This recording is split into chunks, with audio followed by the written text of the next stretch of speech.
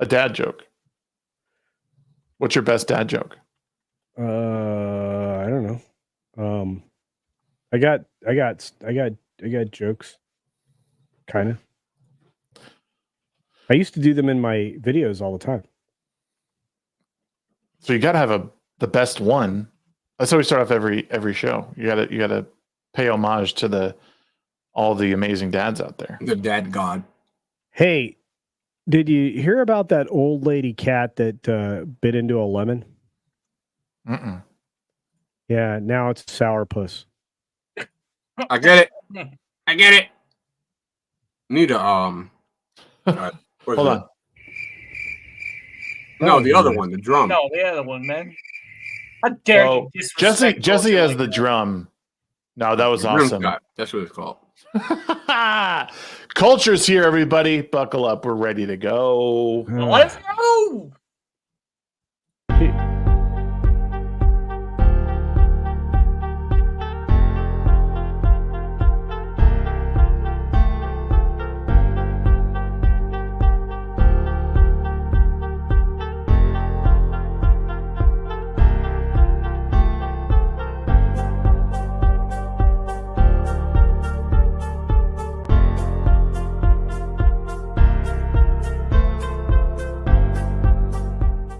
Uh-oh. Guess what day it is? Guess what day it is? Huh? Anybody? Julie, hey, guess what day it is? Oh, come on, I know you can hear me. Mike. What day is it, Mike? Leslie, guess what today is? It's hump day. Woo!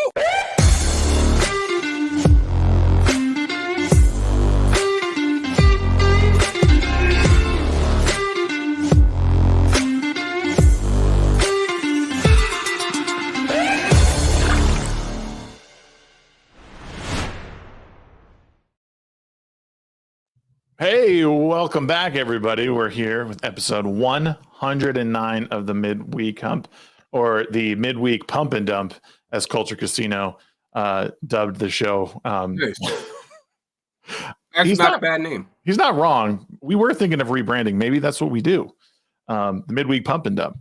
No, we're happy to be here. It's Wednesday. I keep thinking it's Thursday. I think I talked to about 6 or 7 people today. And every time I was like, yeah, we'll be here tomorrow or maybe next week. And they looked at me like, today's only Wednesday. So it's been a slow. This is like the slowest week I've experienced in a long time. Yeah, I mean, well, we got a midweek holiday. It's some kind of teenth thing. And Yes. It jacked up my day because I went to the post office to mail Knucklehead a thing. And they're like, not open.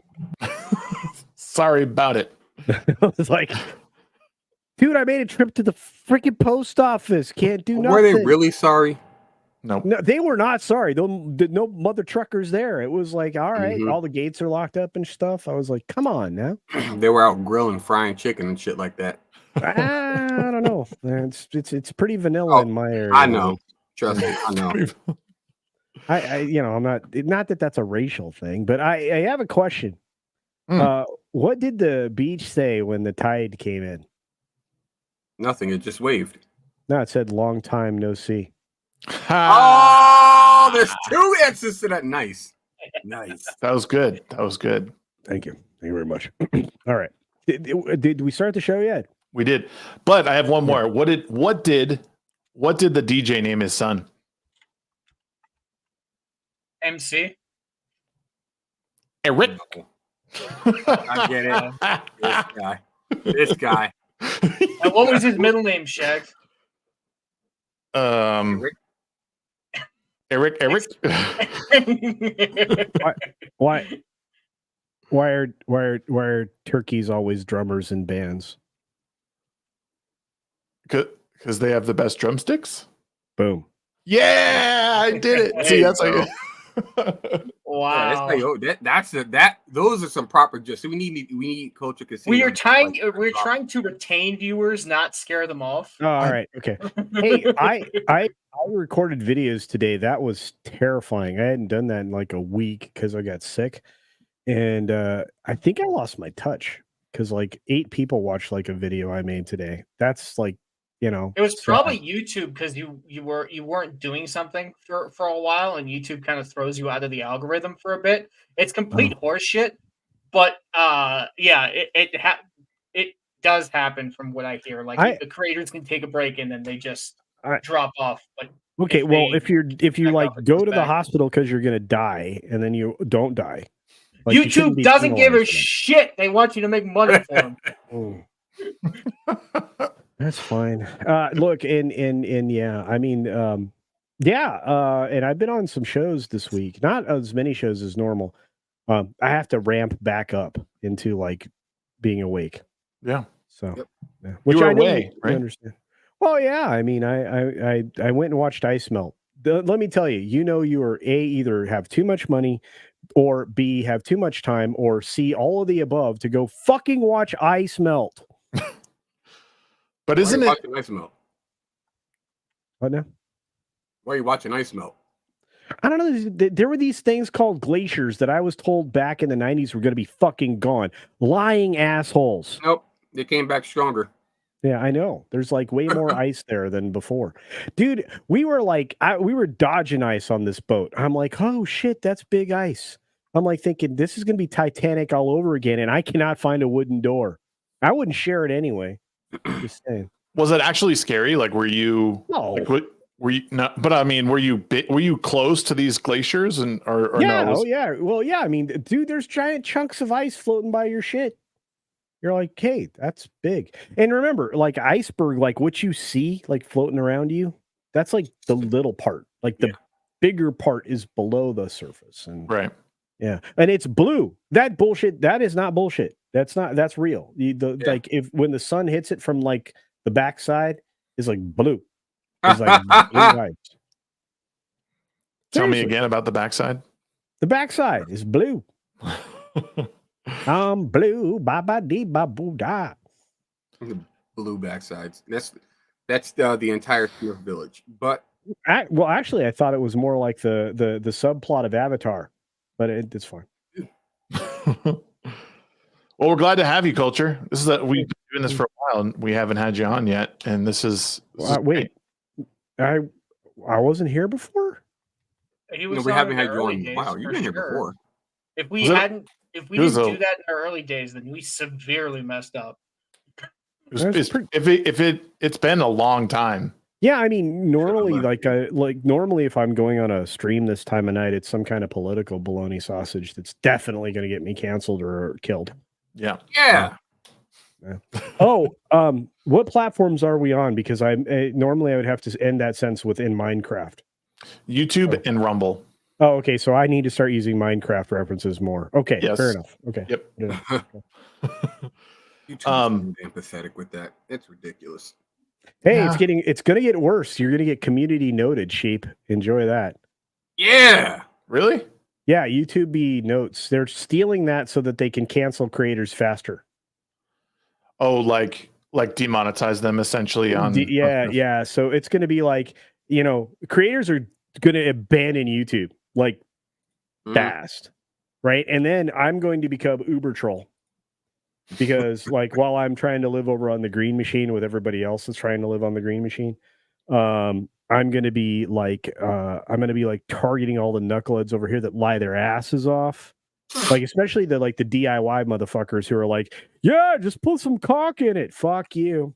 That is not what you do, bitch. You gotta you fucking seal that up, I'm just saying. And then like the plumbing bullshit that I see on YouTube, I'm like, no, if you reduce it at that point, you're going to have giant clogs from like your mother-in-law's ass showing up every time she comes over for Thanksgiving. No. Yeah, I mean, I don't see too much of the plumbing stuff. I see more of the carpentry stuff. Same thing, man. They're mostly wrong. Be Are they? terrified. I'm inclined to believe that. Be terrified. Like there's some good guys out there, like Stumpy Nubs, like that dude. If you're looking at a DIY wood guy, that dude fucking balls out great. Some of the metal dudes, I'm like, God dang, you know how to weld. But for the most part, it's like, no, that's gonna fall apart quick. It might kill somebody. Stop it. My favorite TikTok account to watch is this guy. He does home inspections in New York. I don't even know his name, but like he pops up all the time and he's like, all right, let's go look at this. And it's like he just points out all the most insane crap that people are trying to pass off, or like they're like trying to, like they're fixing the cracks on their foundation, but like clearly it's brand new and you could just see the shifting and the step cracking. And he's like, I don't even know how these people were living in here. It's so bad. So there was a person I knew, they were wanting to buy a rental house, right? So I went over, got up on the roof. Thing was a fucking trampoline. I'm like, no, don't buy this. This needs a whole new roof. Yeah. Because it's not supposed to, I'm not supposed to be able to get air when I, Right. bounce on it. Right. And not just a new roof, but like new decking, everything. Gonna need some stuff. Right. This gonna need some money on it, Okay. Just get a new house. Well, you could probably save the house. Anyway, the whole point is like, you're some of the DIY stuff on YouTube, great. Like, how to fucking change your tire on the freeway. Good idea. That's a good one. And know how to do that, right? Mhm. Ladies, anyway. But like rebuild a carburetor. It's 50-50 because you don't know. Mm-hmm. I mean, and then you have to buy a new carburetor anyway. But there's stuff. Oh, and like, I mean, it's hard to fuck up brakes on a car. Like that's hard to screw up. You can probably do brakes on a car. Yeah. Drum and disc are pretty straightforward. Right. Anyway, regardless, wow, how did we get here? Do you normally do like topics or anything, or am I? Yeah, well, we talk about just about everything. I mean, we just kind of bring stuff up as it comes to us. A lot of times we'll deviate and I used to have a guy on that is my editor that seems to have disappeared. His name is Mr. Grant Gregory. He got like 500,000 subscribers and now won't give me the time of day. he became important and he left. He was like, He you know became what? important. Yeah. Okay. He's one of my friends. I love that guy. We miss Grant when he's not here. Yeah, I miss him. Right now he's listening. He's like, yeah, I knew it, motherfuckers. Yeah, he's a good guy. Sheep's better half isn't here. I mean, this show seems like it's been like cut down to the small and curlies, and I feel like the Clippers are coming for the rest of you. We're kind of it might, but Hey man, I'm Jewish. They already came for me. we're going. Sorry, man. I'm black. Well, yeah. Where's those are Titan curlies then. Anyway, we also had this other person was supposed to be here. Has a really weird hat. Oh, that fucking flake. I know who you're talking about. Yeah. You know what? You know what he might be doing that I forgot? I really don't want to hear it. Are you sure? Wait. Okay, maybe. Are you sure? I knew that was coming. Somebody just get moved. that a gift. He just moved. So Again, that dude moves like a gypsy. The hell? yeah, so it's possible he's dealing with something like that, because I know earlier in the week or this past weekend he was having PC problems. He could be moving. He's got 1,000 kids. So and he keeps making more. Right. Right. Yeah. Yep. Like there's a way to stop that. By the way, I figured that one out. Don't put it in. I'm just nah, man. There's this rhythm thing. Apparently, you just have to get into a rhythm when you've got the blues. Mm. I didn't realize that was a Blue Ball song. Get a rhythm when you got the blues. Get a rhythm. See, it was just a guy trying to like figure it out. Oh, all right. Yeah. This is my skeptical face. All right, I've screenshotted that. Thank you. You're welcome. That's another good gift right there. No, I mean, besides you watching ice melt, anything else you've been up to recently that I saw bears. Okay, you saw bears. You got to weigh in now. All right. Man or bear? Man, all the time.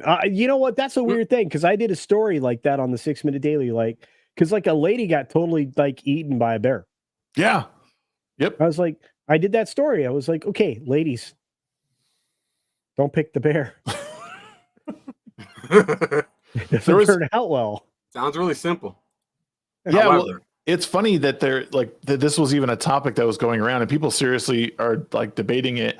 But there's a guy I watch, he talks statistics all the time. He's brilliant with numbers, but he actually broke down like the numbers of like bear sightings in women versus like how many times a woman sees a man every day, because there's like a guy legitimately trying to like make an excuse as to why the bear was safer, and he was like, you're absolutely insane by the numbers.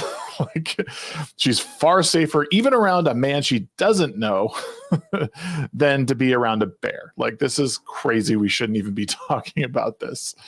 I love when people do stuff like that. It's one of the magic. It's like the magic of the internet right now. There's always somebody talking about some insane shit and then someone else like refuting it. And I love it. It's just great. Well, what I love is numbers and facts and shit.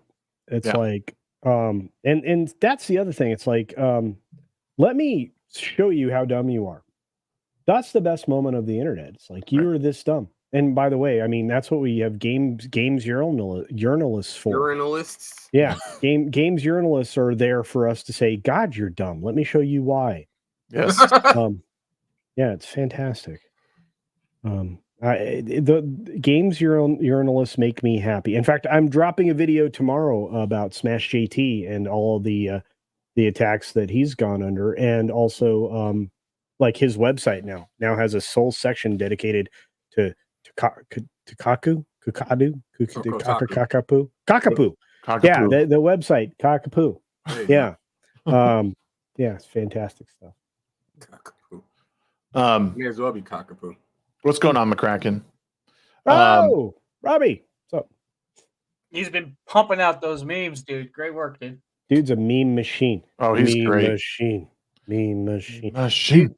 Dude, I have some great artists now sending me stuff for T-shirts and stuff, like me as Hobo Gandalf, like because you would believe that, right? I could be Hobo Gandalf.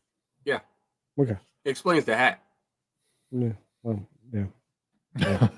I actually have a better hat than this for Hobo Gandalf. I'm going to cosplay Hobo Gandalf. If I ever get to 25K, which doesn't seem like YouTube will let me do, I will be Hobo Gandalf. And apparently stop smoking unfiltered. Wow, the fuck was that? You smoke unfiltered cigarettes? No, you don't. No. I don't smoke. But but the joke was the cough. See, the cough was Smoker's cough. Yeah. Speaking of journalists, I wanted to bring this up. I'll show it real quick. I don't know if any of you guys follow this guy, but he, well, kind of pissed me off because this is an example of journalists completely missing the mark on. Oh, from the Surgeon General guy. Yeah. So Rex Hupke, he writes for USA Today. He's a crazy lib. And does he have pronouns in the bio? He might. No, he doesn't.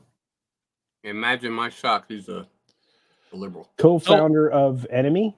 What was that? So he's the very serious USA Today humor-ish columnist, hypocrisy enthusiast, woke mob, co-founder, enemy of the people, 2017 to present. Okay, I believe that. He definitely is enemy of the people. Yes. But he wrote this article, and I made sure to go in and read the article just so I wasn't being reactionary or fooled by the hyperbole of it all. Yeah, exactly. So, but essentially, this is what the whole article is about. Surgeon General smartly wants to put a warning on social media sites. So I have drafted language Congress should use. Surgeon's General warning: turn away, beyond here be monsters. This really is like what he writes about. All hope. Well, and he's not wrong, but like the real issue that I've heard like discussed about this, and one of the great podcasts you can listen to is the Abigail Schreier podcast with Joe Rogan, the recent one. You can also listen to Jonathan Haidt's stuff on social media and its effect on young women, the studies he did. Like, he doesn't mention any like actual studies. He just goes on and says there's mean people on social media, so don't go on there, and there's mean conservatives. And like, this is a huge problem because these people are supposed to actually be writing news, because he's right. Like, social media is not good for teenagers and young adults, but he's writing from a very, very wrong perspective. Like, it's like there's actual things going on in young kids' brains that we have to worry about, and we're not even addressing. Well, I mean, you're dealing with like chemical reactions due to interactions that are happening in young minds, changing their brain structure because of the feedback loop that social media creates. Yes. And you're also fudging with just everybody's attention span, and many other things with social media. Yeah. So, and that includes like shorts that are like, TikTok. just prevalent everywhere, with like silly things like AI, like robots kicking like soccer balls, or like It was a football. punching people. Nice try. Hey, it's Grant. Hey, my dude. I was waiting for him to show up so I could do that bit. But anyway, but the whole point is that you're right. I mean, that's the thing that scares me to death is I know that my brain's being recoded subtly because of my engagement with social media, which is why I try to limit it. But kids don't know that, and parents can't monitor it. And so, putting a warning on social media is great and all, but how about we don't give kids phones until they're like quasi adults? Right. I mean, didn't they'll need one. find another way. You got tablets, you got computers. I mean, if kids will go to their friends' houses and things like that. I mean, there's always ways for kids to get access to things. I mean, they've got smart fridges that have internet on it. You're not going to be able to stop your kids from. Yeah, you want to finding a escape it. device. Okay, I mean, don't buy that fridge. Okay, don't fucking buy that fridge. You don't need a smart fridge So- anyway. Yeah, there's another way to keep food cold. What you Casino wants you to live like a expect me to caveman. look at my fridge and determine how much orange juice I have left? I can't do Yes. Open the fucking that. door. That's too much. Open the door and look at Are it. you paying my power bill? You know how much bright that light is inside that fridge? Yeah, I look at it Culture all has the a time. turns off. cellar. Culture has a cellar. He doesn't have a freezer. Yeah, use a root cellar. He just You goes didn't say the downstairs. word properly. It's root. Root Root cellar. Come on now.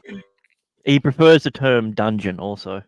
Well, yes, but That's just for ignore, alternative just purposes. More ignore like that. fungin. Just ignore the college girls soccer team that's down there. Okay. Go with Excuse me. that. What up, Larry? Whatever, Larry. Was it Larry. Nazar? Whatever his name is. Nazar. Nazar. No, that was an Olympic team. No, you don't want to get involved with those like gymnastics girls.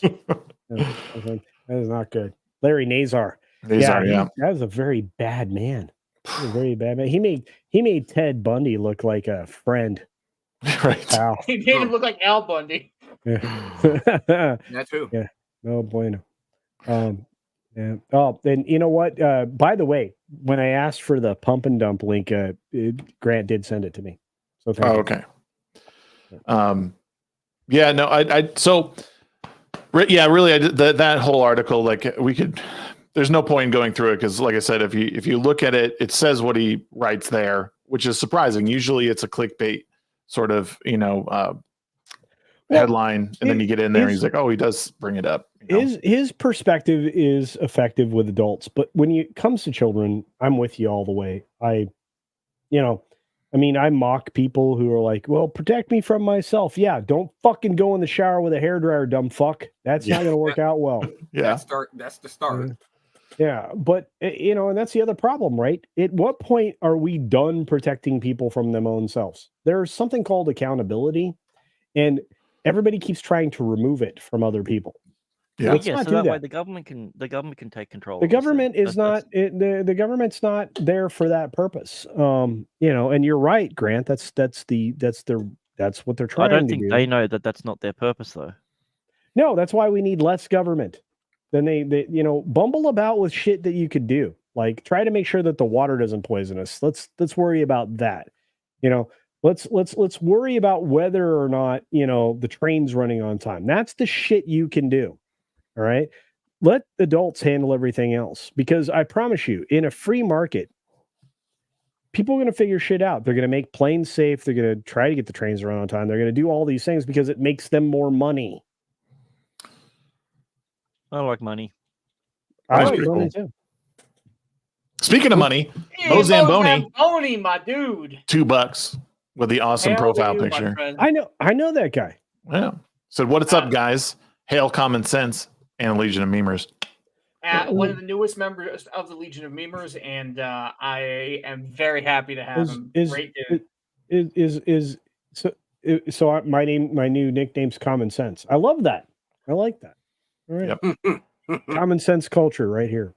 Fuckers. The CCC.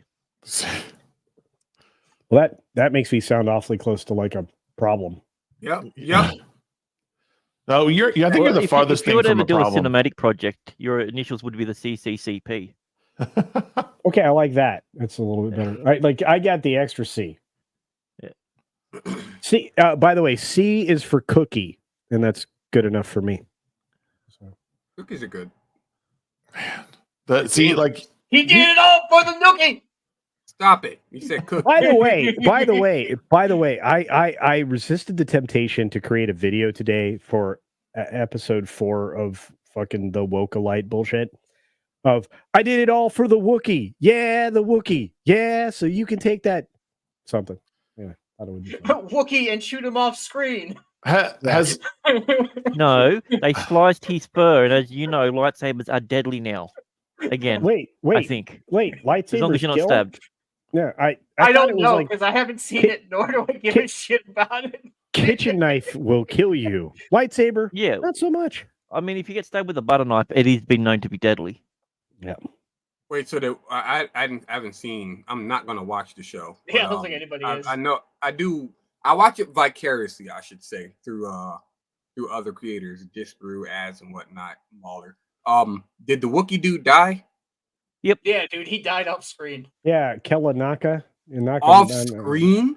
Yeah, oh yeah, Yep. no, like you. That watch is- him- See him rip some motherfucker's arm off because Wookiees are like badass Yeah, creatures. He was You didn't sitting see him down in his fucking chair go ape doing shit. nothing, Yeah. Just died. this- and he got That- a little tiny slice about. I wouldn't even say it was maybe I half feel an like inch it- deep I in feel- his stomach, I and feel that killed like- him. I feel like it was too precise to be like Jawas. It had to have been, or Sand People. It had to be like a Yeah, that's a stormtrooper. politically correct term. Sand people. Yeah, The sand fuck. people, yeah. Yeah. Some sand. But what I was gonna say is like Sheep nuts. yeah, some sand. But the Wookiee, That's what the Claude Wookiee calls just them. died. The Wookiee died off screen. That Yep. is absolutely fucking embarrassing. Hey, well, I mean, minorities, they don't forget, their due. Fair enough. Dude, Mr. Conehead said some dumb shit too in this last Oh, episode. Mr. Conehead, who was born, Mr. Conehead, That's who not was even alive born 40 yet. years before he was born. Yeah. Yeah, I'm like, I was trying to do math today. I'm like, wait, 137 BBY. So you know What what they're now? gonna do? They're gonna make him have a kid that's born in that year, and he's gonna look the same, and he's gonna have the exact same name. Chewbacca. Oh Lord. And he wouldn't Maybe- have told his kid the motherfuckers, 2 twins showed up here and fucked our shit up. maybe he was force projecting or like his force ghost before he was born. Maybe Oh, that's the Lord. explanation. Yeah, but wait, no, that was a hologram, bitches. So then, how did he die in Order 66? And I don't know, Order 69. I Very can't- emotionally. Yeah. He saw what was going on. He was like, I must go to. I was Yeah, dude, honestly he pulled a Luke, dude. He forced so hard that he just exploded. Damn. I was really I'm telling you right surprised. now, it happened to Elvis. I mean, I believe what happened. So, He pulled Luke. yeah. Well, yeah. no, Luke pulled. Luke pulled Anyway. an Elvis. He was Anyway. forcing too hard. Yeah. He was saying, I just was surprised how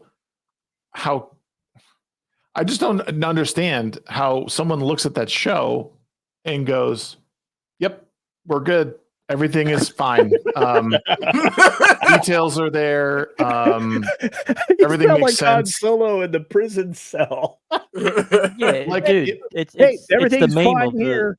the dog with everything burning around it. That's literally them. This is Yeah. fine. In fact, No. no, this is better than when it was not on fire. No, I was thinking it was that that meme that the one newscaster guy and the building's still on fire. He's like, and everything is just fine. It's just so as you can plainly see. Just don't worry about the smoke. We're good.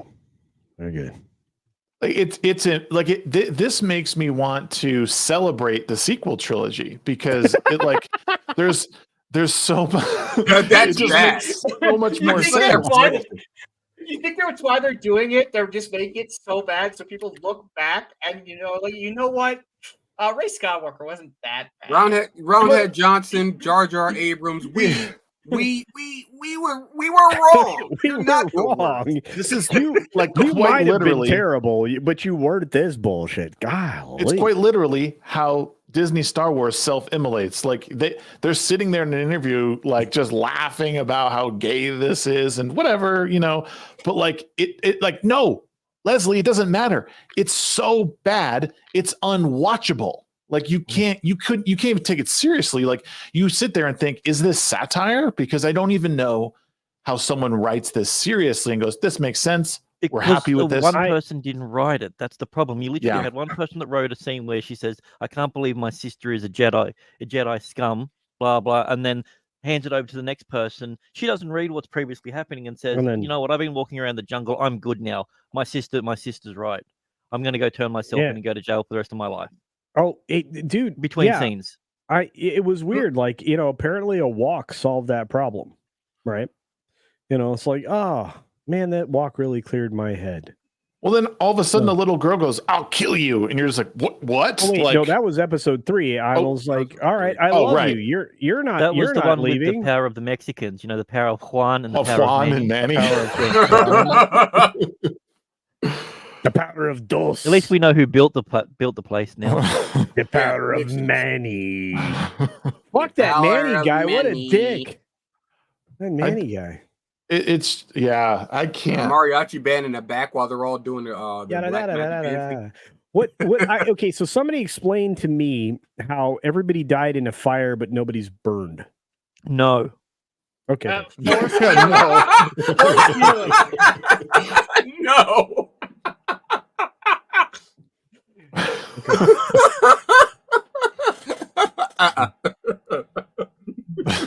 They'll do that. That's your explanation. Jedi are bad. Yeah.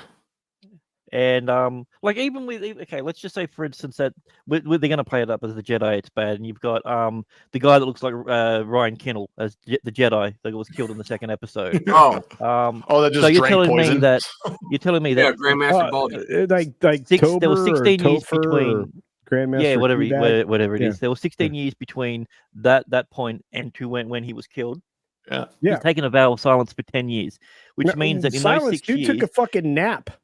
Yeah, in those 6 years, he was able to rise all the way up to a grandmaster, right, and have all this guilt and everything that put him in this vow of silence. Yet no one else detected it, and he also somehow passed all of his trials. Yeah, he looked like a TikTok kid with that haircut, and then he's. I was like, what the fuck is this, dude? I deep faked Ryan Kendall's face on it, and it barely even changed. They have the same face structure. Except he's a little bit fatter. That's it. See, now the sad. Go ahead. No, please, Sheep. I was about to say the sad fact of the matter is that it's possible to tell a story where a lot of the a good chunk of the story is it all happened in flashbacks. It's possible to do that, but they fuck up left and right with all of this stuff because there's time continuities or time. They fucked that up. Oh yeah. Yeah, there's time contrivances. There's events that they wrote don't happen the way that they're supposed to happen because they wrote it in a different way later on, and they just completely. It's just like you know what sounds good. We're gonna make a result happen, and then we're gonna figure it out backwards. But actually, they fucking did that because this is funny because I normally don't watch other people's videos because they suck compared to me. But I was watching Disper's video today, and he's like, "Well, now this was not supposed to happen this way because bitch was supposed to be caught in this trap and not the fucking Sith guy, Manny Jacinto or whatever the fuck that guy's name is. Anyway, he was Ezra. Dollar store. Ezra. Yeah. By the way, there's too many fucking Ezras now. right? So now I've got like good Vezra, bad Ezra, fuck Ezra. Nobody trusts fucking Ezra. But anyway, so apparently she was supposed to be caught in the leg snare, right? Not this guy. That's And what so she said. And then the actor changed the director's mind and made him go in there. How would did the rest of everything change? She said no. Yeah, no. Everything else in the episode plays out the same way. How? But wait. So did Manny Jacinto's Ezra bullshit fucking Sith douche canoe? Did that motherfucker go into the thing and shoot motherfucking Wookiee? That's the thing we didn't see. That was the off-screen kill. Was that motherfucker killing the Wookiee? Don't know. No idea. Like, who actually watched it and saw it, or at least a clip of it? Nobody saw shit because fucking shit happened off screen. None of this shit makes sense. It's nonsensical. It's all exposition. That's the other fucking thing that bothers the shit out of me. And thank God this last episode was shorter. But it's like, okay, I'm going to tell you what I'm going to do. I'm going to tell you what I did. I'm going to tell that again. And then the next thing, I'm going to tell you what I did. Like I'm going to tell you how I did. How about what the fuck? How about the whole fucking thing where they're going to see Grandmaster Nap, who's like Tobias, yeah, so they're all walking together, and then all of a sudden she stops and is like, oh, I hear something, and she goes, like, you think that she's going somewhere and being distracted.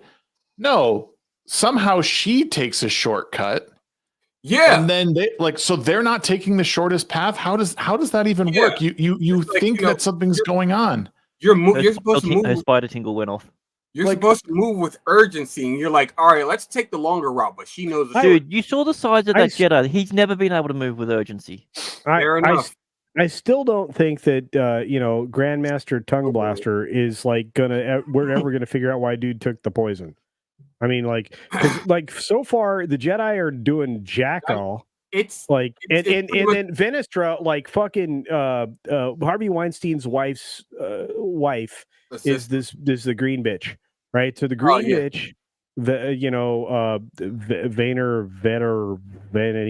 whatever the fuck, the Venestra, that chick, Venetian, right? Yep. She's like upset at like the only good person in this Soul, right? Soul, Soul's like the only good guy. Well, Soul, and I would give a little bit of credit to Jedi Knight Killmonger. What about he tries to stay on the street? Well, I was thinking like midget blonde devil-headed like chick face thing. Oh, lesbian X-23. Jedi Padawan X-23.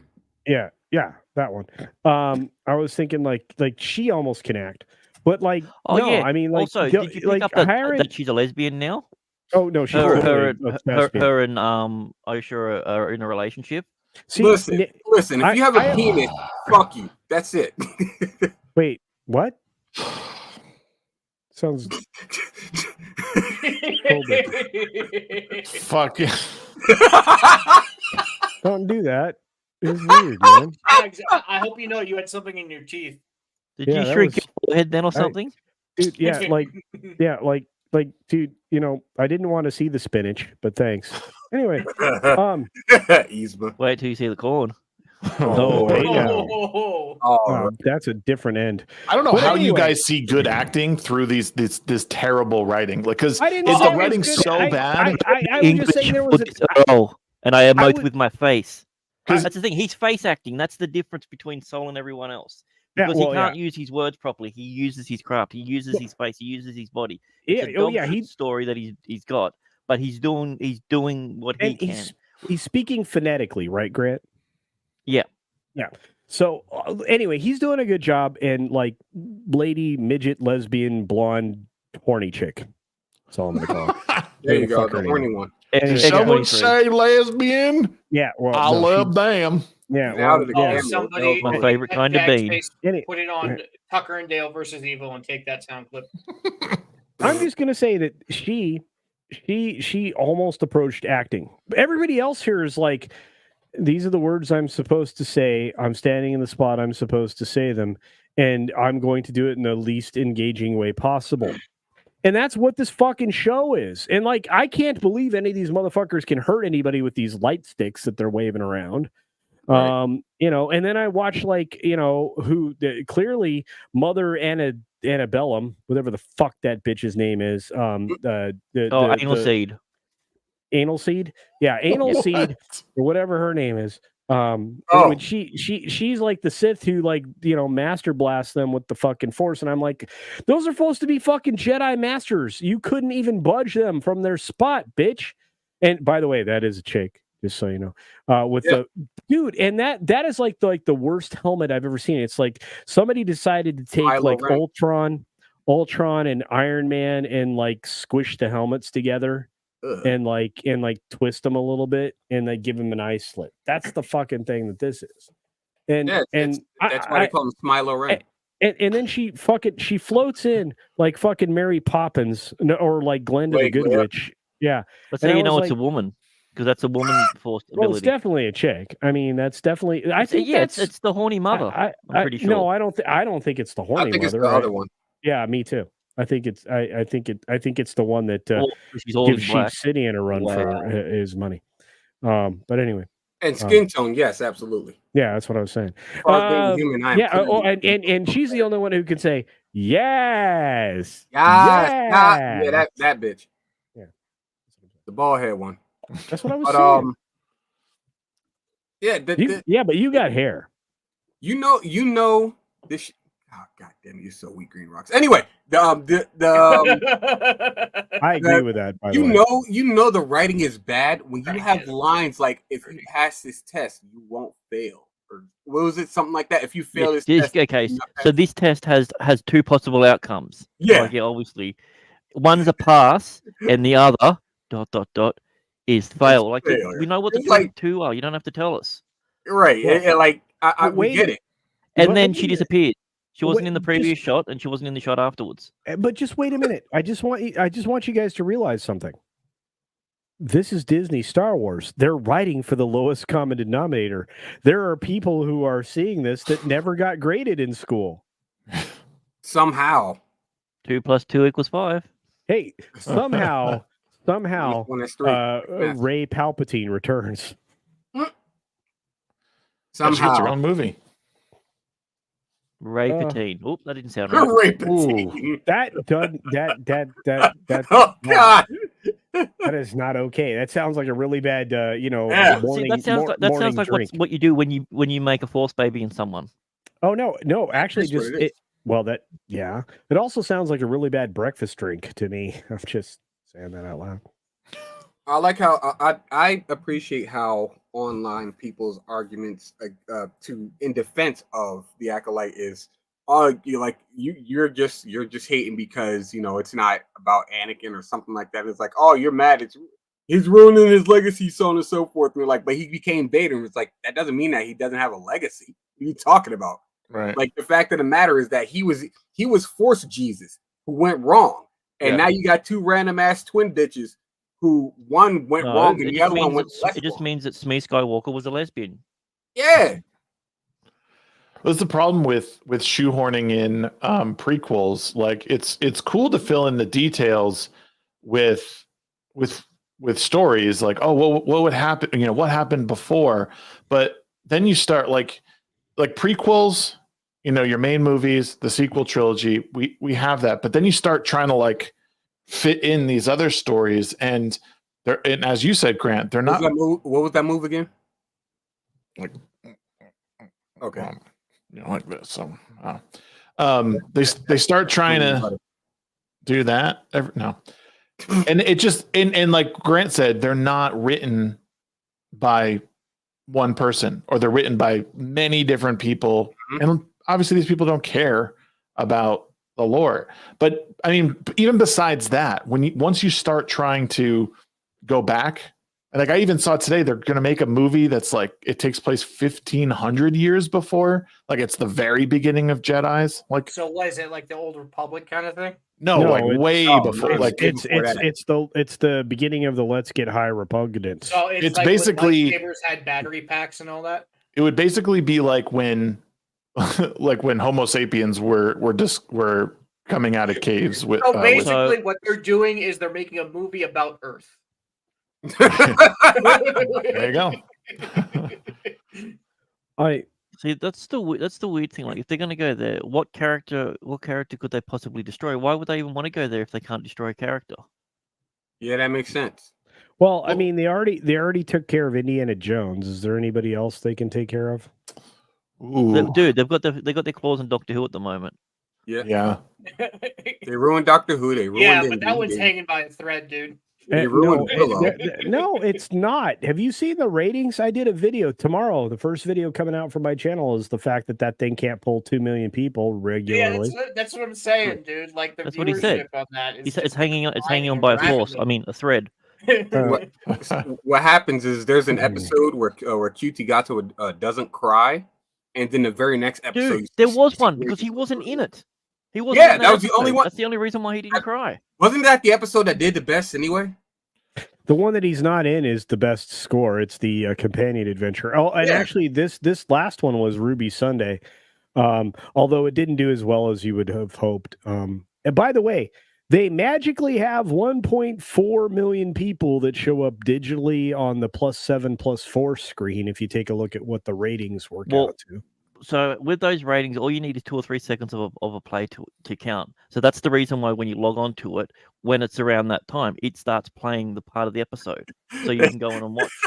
They're counting the people that go, It's I ain't watching this prime shit. thing that they do. Well, look, I just want to take a little time to acknowledge good landscaping, and there you go. It's very good landscaping. Well done. Good landscaping. Shout out to the landscaper for that one. I'm just saying. Must be an older picture, because if it was a current picture, she'd have a penis. I don't know about that. Anyway. Or it might be under the bush. Who knows? You have a micro peen? No, because I remember the Bush era. There wasn't quite as much peen. Yeah. If you're gonna have a peen, you got to shave it so it looks bigger. Did I say that out loud in front of people? That's Well, yeah, that's. I mean, you mow the lawn, the yard looks big. Everyone knows that.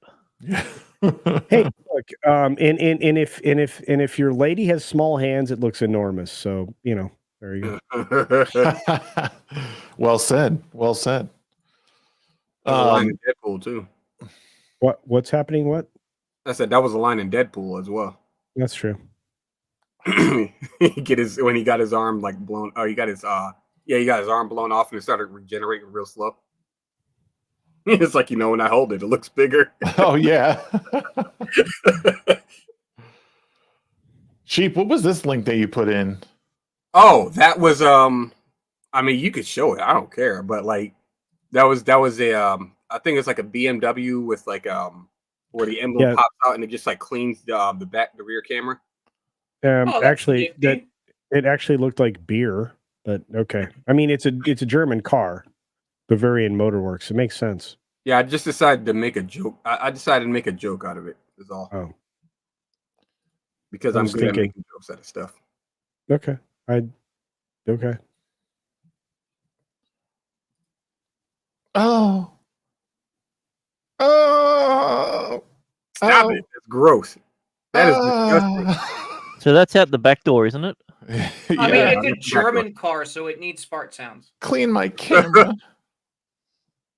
I don't think that's what it's doing. It is. There's a camera right there. Right here. No, I'm pretty sure that's a beer dispenser. I'm pretty sure it's a beer dispenser, but it's hitting the fucking car instead of spraying outward. It seems very excessive. Right? Like, how much fluid do you think that uses? A lot. I mean, some ladies use it seems like a lot of fluid. Wait, I thought you were gonna pull up what I said, like the tweet that I said. Nonetheless, yeah, hold on. What did you send a tweet? Yeah, I decided to make a commentary on it because I thought it was funny. It was the immediate thought that popped up in my head. Hi, Dubs, when Anissa is playing with her friends. Oh my god, dude. Makes sense if you wiping the camera clean of all fluid. Now you're getting me involved in some kind of beef. Thanks. It's true. The College Casino hates iDubbbz and they want to do a boxing match. Let's set it up. Oh, sweet. iDubbbz is gonna lose. I don't know who that is. Of course iDubbbz gonna lose. He lost to old dad fella. I'm pretty old. So yeah. Yeah, but you're at least a man. That's where you win. True. You give him the disappointed face, and he wouldn't even want to throw hands. That's the other thing is like that's my bread and butter. I don't know if you know that, but like I will disappointed face you. Listen, the easiest way to make him cry, just tell him that you won't fuck his wife, and that'll put him in tears. Okay, well, I mean, is this the guy that's like with Lena the Plug or something? No, that's Adam 22. No, that's Adam 22. All right, yeah, I feel bad for people like that. Yeah, it's this guy iDubbbz. Like he used to be, he did edgy humor like throughout a lot of his YouTube career, and then like in the most recent couple years, for some reason he decided to do it to like turn for a new leaf. He never hung out with that bass dude, Nick Merckx, right? Did No, you just say Nick Merckx is based? Pretty much more so now than ever. Nick Merckx is one of the biggest grifters on the planet. You think I'm so? not surprised. He's not based. It's put it this way: if everyone was talking about something completely different, that's what he would be going for. Well, he's kind of financially based right now. I mean, if you think about it, What does that even mean? He's that not even dude's Jewish. How does that work? No. I mean, I can't believe Indian? Rox is here for that one. No, dude got crushed with money by like that bullshit streaming thing, Kick or some shit. He got a bunch of money from that other one that died. That's what I just said. No, the one that just they wrote him a big fucking check. I don't know. He's been in the news recently because of his comments on trans people. Yeah, but I mean, he just got wrote a big ass check from Kick. Kick, is that right? Kick. yeah, Are you it sure was- Nick Merckx did? Yeah, pretty sure. It's You an think easy he's Google sexual search. about it? Watch this. Nick Merckx Kick Kick. contract. Wow, $10 million deal. That was back in 2023 though. That's Oh, last I'm year. though. sorry. Money doesn't disappear like that. Oh, yeah. Yeah, we're 6 months into the year, Shags. That wasn't that long ago. Yeah. October 2023. Yep. Yeah, that was right after the whole Activision shit. Yeah, so I think he's all right to say things. No, he definitely is. These people are like I'm in agreement with Grant. I can watch them for entertainment value, and that's fine and dandy, but I'm not gonna go to them for my messaging. Okay, so but if somebody wants to write me a $10 million check, I will be okay with that. Same. I'll write you one right now. Okay. You just I was about to cash out. I got no money, but you didn't say that. You No, said you want someone just to write you one. I will write Greenrocks a fake $10 million check for him to take off right now. Well, yeah, I do need to bounce. Why? I gotta get up early, like Oh, 4:30 and, early. and So. I don't care. So for most people that are looking right now, Shags does not look like that when he shaves. I'm just gonna say it. That's his Manscaped sponsorship. Oh, he muted picture. himself. I'm getting in No, trouble. That's Shags during a money shot. That's what that is. Oh wow! Did you hear about that lady that died? Which one? Well, no, the one she was like doing things with guys. Oh she yeah, got- yeah. The In Japanese, Japan? yeah, the Yeah. Japanese woman. Yeah, I mean, Yeah, she real. was big in Japan, right? She was big I in get it. Japan, and sheep. Tell everybody what happened because it was not good. Sheep, were you there? No, but headline is that she drowned in a bunch of semen. Well, and it was a bukkake party, which means it's not just semen; it's other bodily fluids as well. But it turns out that it was actually a fake article. Damn it! I wish it was real. Damn it, Grant! Yeah, Why it you gotta was- it ruin was, the fun for everybody? We were laughing our asses off. You can still laugh your ass off. Go for Yeah, it. it's so funny. Was it really fake? Yeah, it was something done by 8chan, and a news article picked it up. What's an so- 8chan? It's 4chan. It's like but, 4chan, but twice way as more many of them. artistic. What?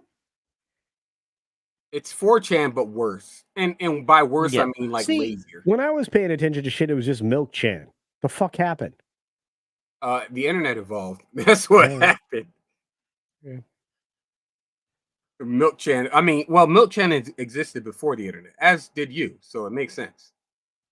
Fair enough. Wow, Shags just fucked off Very You know what? happy. Probably had to deal with it. Maybe the kids are awake or something like that. Yeah, it'd be. Yeah, he said, So- "Sorry, y'all. Be right back." But Grant, I mean not Grant, but Green Rocks got to take off. No, Yeah, appreciate it. I will Rocks, see you guys next week. Yeah. Yeah, I'm sure. Yeah, you won't see me though, because you're bailing on a show I'm on, so it's fine. But yeah, I'll see everybody next week. Go check out the Legion Not me. Gamers channel. You won't see me next week. Culture, I'll see you every freaking morning and watch your shows. Well, that's true. All right. Well, you do that. In fact, share it around your office. Let them know how based you are, motherfucker. Yeah, I He's not gonna let anyone know I anything. actually do because I'm like He's afraid of the real world knowing about us. Oh, he's But ashamed I of will us. see everybody next week. Check out the Legion of Memers channel and keep an eye out on my Twitter. I was inspired and I will be creating more videos soon, more on the educational side. So if you guys want to do video editing, make memes, things like that, just follow that. And they will either be on my YouTube channel, Rumble, or Twitter. I just need to pick which videos can go where because YouTube is asshole. And I don't want to get my channel ripped. YouTube is asshole. Before you go, Nogreenrocks, I got to ask you a question. Okay. Why are most people tired on April 1st? I have no idea. They just finished a 31-day march. All right. I will see you guys later. Have a good night.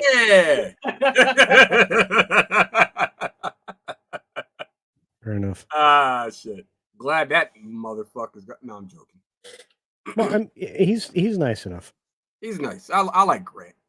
I like Grant too, and Green Rocks. Right. Well, I mean, Anyone that has GR in their name, he's a fan. GRs. Everybody likes Grant. That Rocks guy is an acquired taste. He's great. He's fine. I've never tasted him, so I wouldn't know.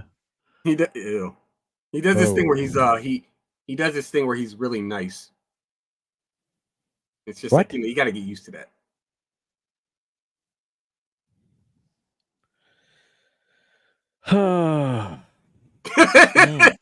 Nonetheless, there was something else that I wanted to. Oh yeah, I have a question for you because I know you like kitties, right? You like kitties. What kind of kitties like to bowl? What kind of kitties like to bowl? Bowl. Oh, you're talking about cats. I thought you were calling him something else then. No. Alley cats. Alley cats. Yeah, I should have thought of that. Okay, fair enough. All right. Yeah, you guys wanted me to do dad jokes. Here you go. Hey, I'm fine with it. Okay. All right.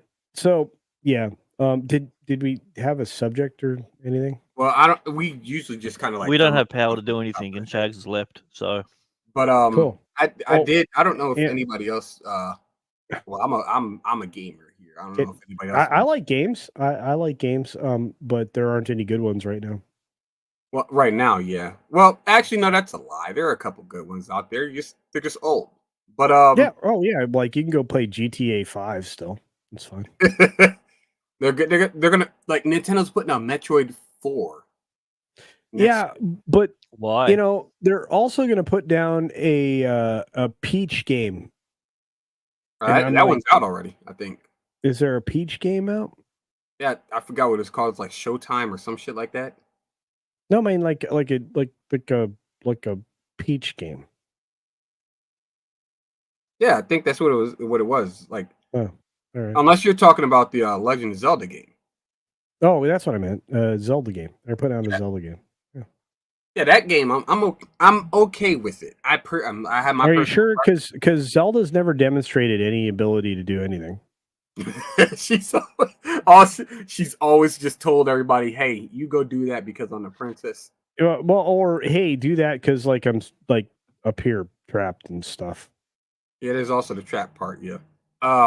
Speaking of trapped, I think the Metroid thing might work, but looking at what we have to offer now in video games, there's not much out there that isn't going to be corrupted with the likes of Alyssa Mercante or anything else. I don't see a future in AAA titles. So I think Grums is right. We just fuck off for like 2 years.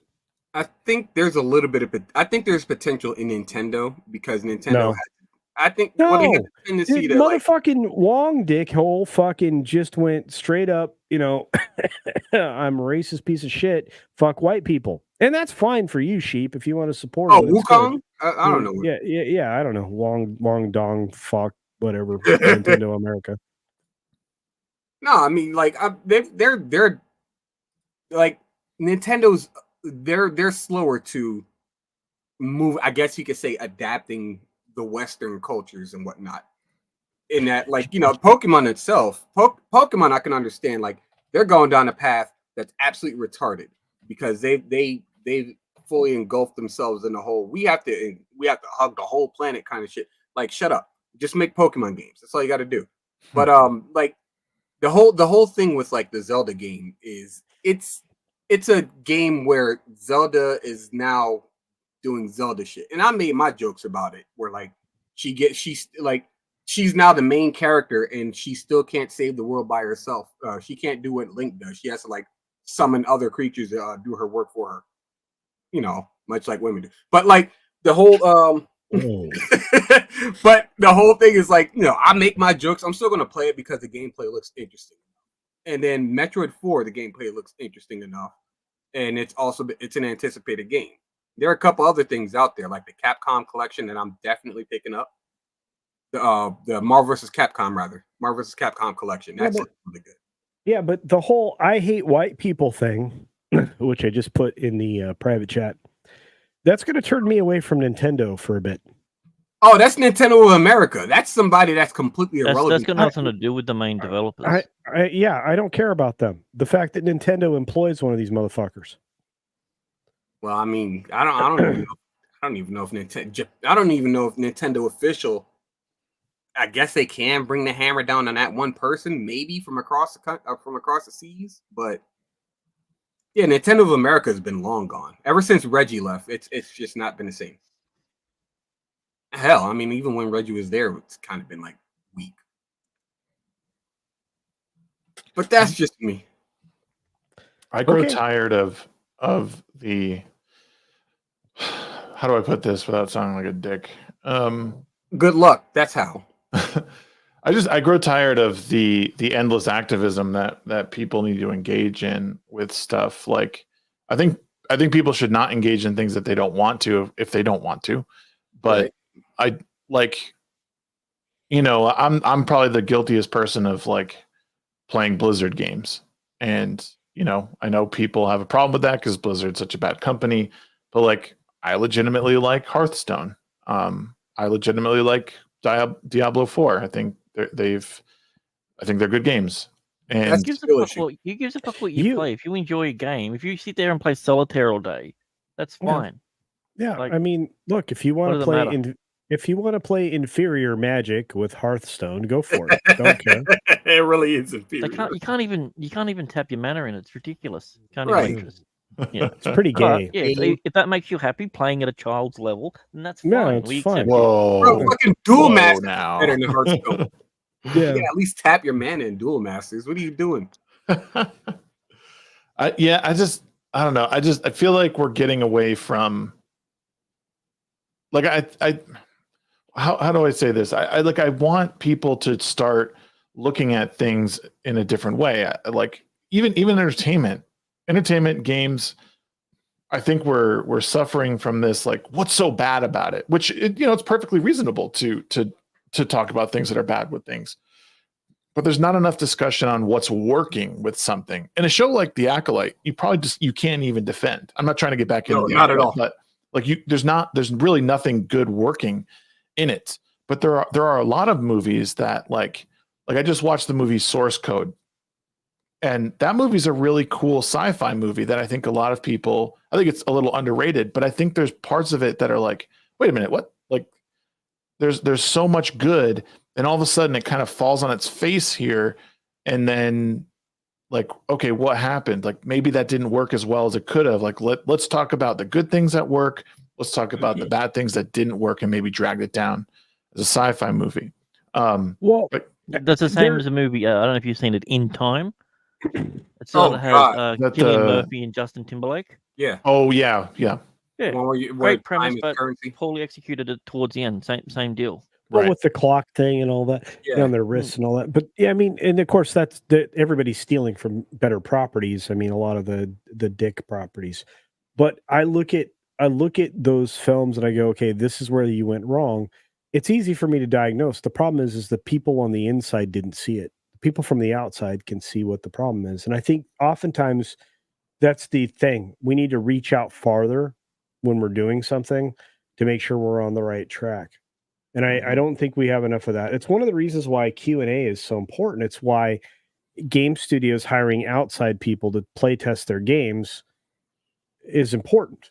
Like keeping everything internal because you're trying to like preserve this, illusion of diversity, inclusion, butterfly sauce, whatever the fuck it is.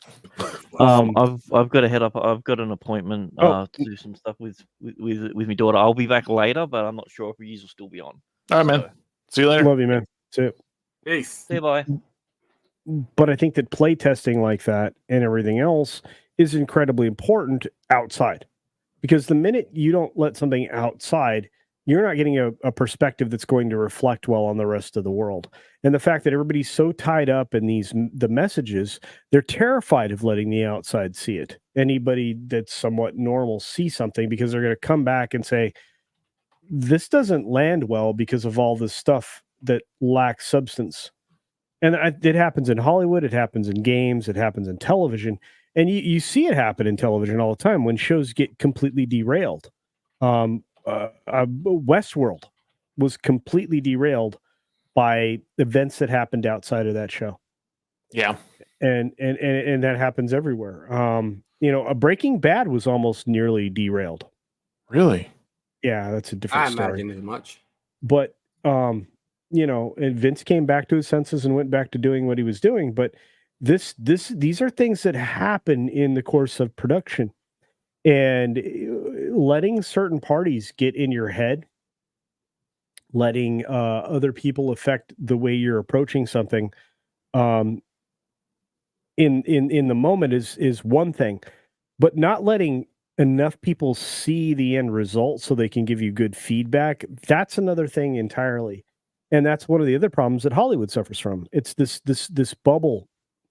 You only have 15 blocks that figure out if you're going to do a film or a television show. And those 15 blocks are the ones you go to for quality control. And those 15 blocks are the people that are involved in, giving you notes and everything else. It's one of the filmmaking, television making by committee problems that we have. You have the same problem in gaming now. And that's why these games journalists and these consultancy companies utilize fear and other things in order to get their what they want agenda met. But it rarely meets what the audience is looking for. And it kills studios. Volition is one victim. There are many others. I will say that there's a good chance that Insomniac will be deader than a doornail in 5 years or less. That sucks, man. Yeah, I mean, you've got groups. I mean, look at what Grum's dropped on Insomniac today. Yeah, with the Wolverine. Wolverine. Yeah, and everything else. I mean, it's like, wait, what did he try? I didn't even see. Yeah, you want to look at the tweet, follow the tweet thread. Yeah, but there's a narrative. There's a narrative designer in there that's just destroying that game from the inside. And it's that's one of the things that I appreciate about being a part being a part of the Rippaverse is what we do is like the customer is always first. Customer is always king, because we're here to give you guys something entertaining, something that something that it's obviously we have a creative team, but we listen to the audience. We put out these questionnaires, Q&As, and what do you people? What do you people? You people. What do y'all think? Damn. What do y'all think about this, that, and the other, so on and so forth? What would you guys like, so on and so forth? And that's how people are getting what they want, and why Eric every new campaign gets so much support, especially in the first few weeks, because people are getting what they're asking for. Right. I want a handsome bearded man called Gambler in the next Rippaverse comic. I will pitch that to him. Look at me. I know. I see you. I screenshotted you. I'm just gonna send that picture specifically to you. Eric, I want to see him in a few weeks. Say hi to Eric. He's a good man. I love that guy. In fact, I think I gave him a hat not that long ago. But anyway, the point is that, you know, not allowing for some outside perspective to take a look at your work is a big problem. and think about the greats, the great directors, the great musicians, everything else.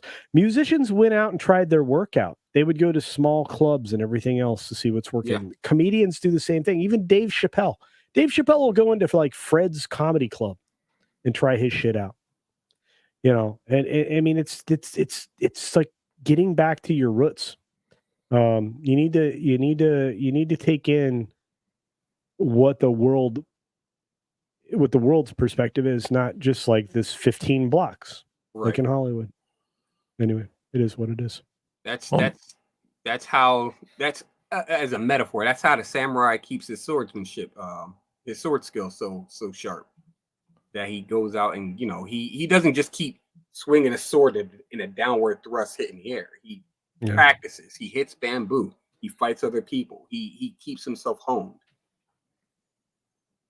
I put the link in the private chat, by the way. I see it.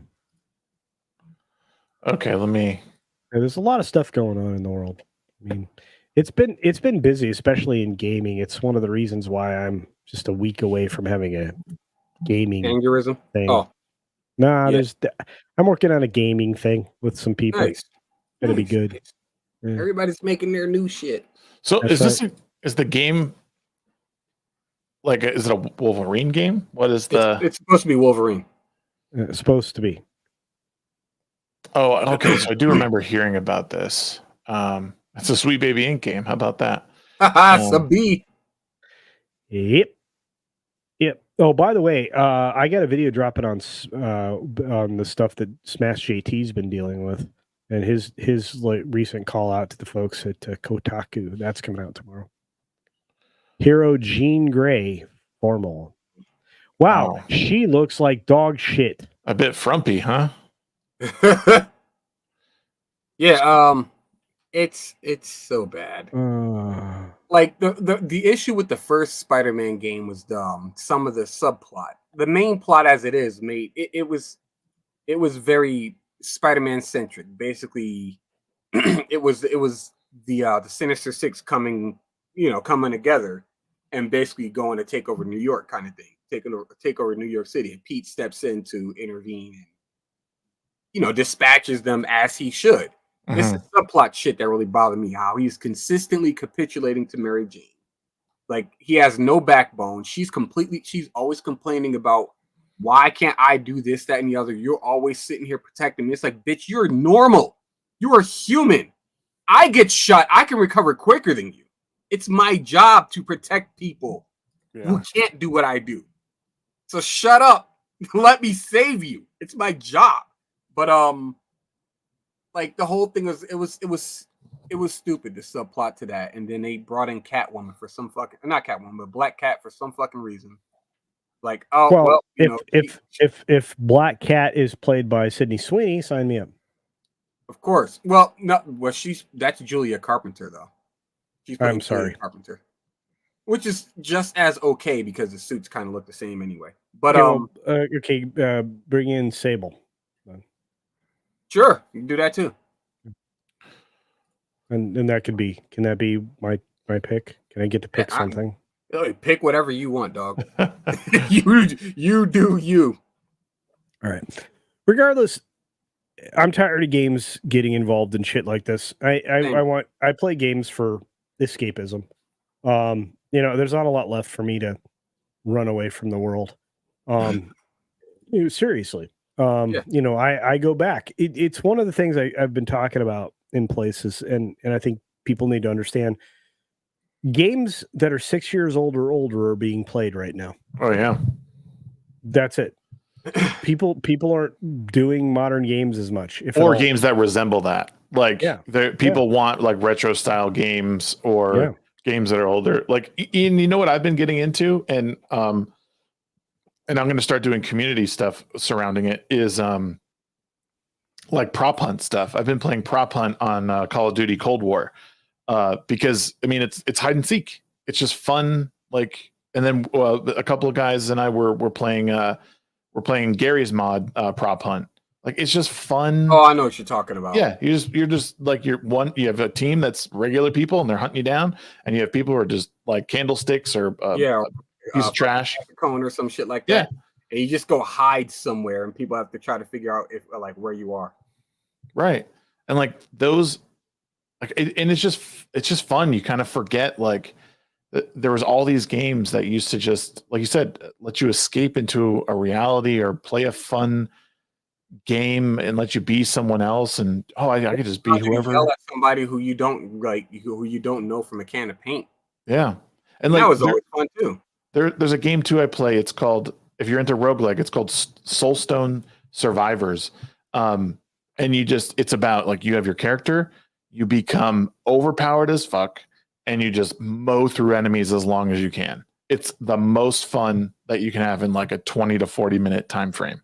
Like, that's okay. So I've been like recently, like if I do turn on my Switch, I'll play. I'm trying out like all the other games I have because I just bought them and never played them for some reason because I'm stupid like that. But I've been like every now and then I jump into Streets of Rage 4. I've beaten the game. I beat the story like 7, 8, 9 times in like the first like 3-4 months, and I just go back because they have essentially what's like they have survivor mode where like you clear the stage, you get a power up or you get a debuff, and then you go to the next stage. And I just do that shit. It's the same shit over and over and over, but it's fun. I don't have to do like some kind of thought exercise as far as like, am I a moral character or anything like that? I don't have to worry about like Sweet Baby Inc. tendencies or some kind of political like jargon happening. No, these bastards are trying to kill me, so I'm gonna beat their ass. Yep. That's it. You ain't gotta do much thinking, and I enjoy it. I'm one of those people. I don't need whatever they're trying to hand us. I don't need a Last of Us 2. I don't need like an Alan Wake or anything like that. That's cool. You can have those story games. Keep it. I'll gladly throw $20, $30 at this game that I can play for like years. Culture, what are you playing right now? Actually, right now there are 4 games on PS5 that I'm in. Cyberpunk 2077, Skyrim. I have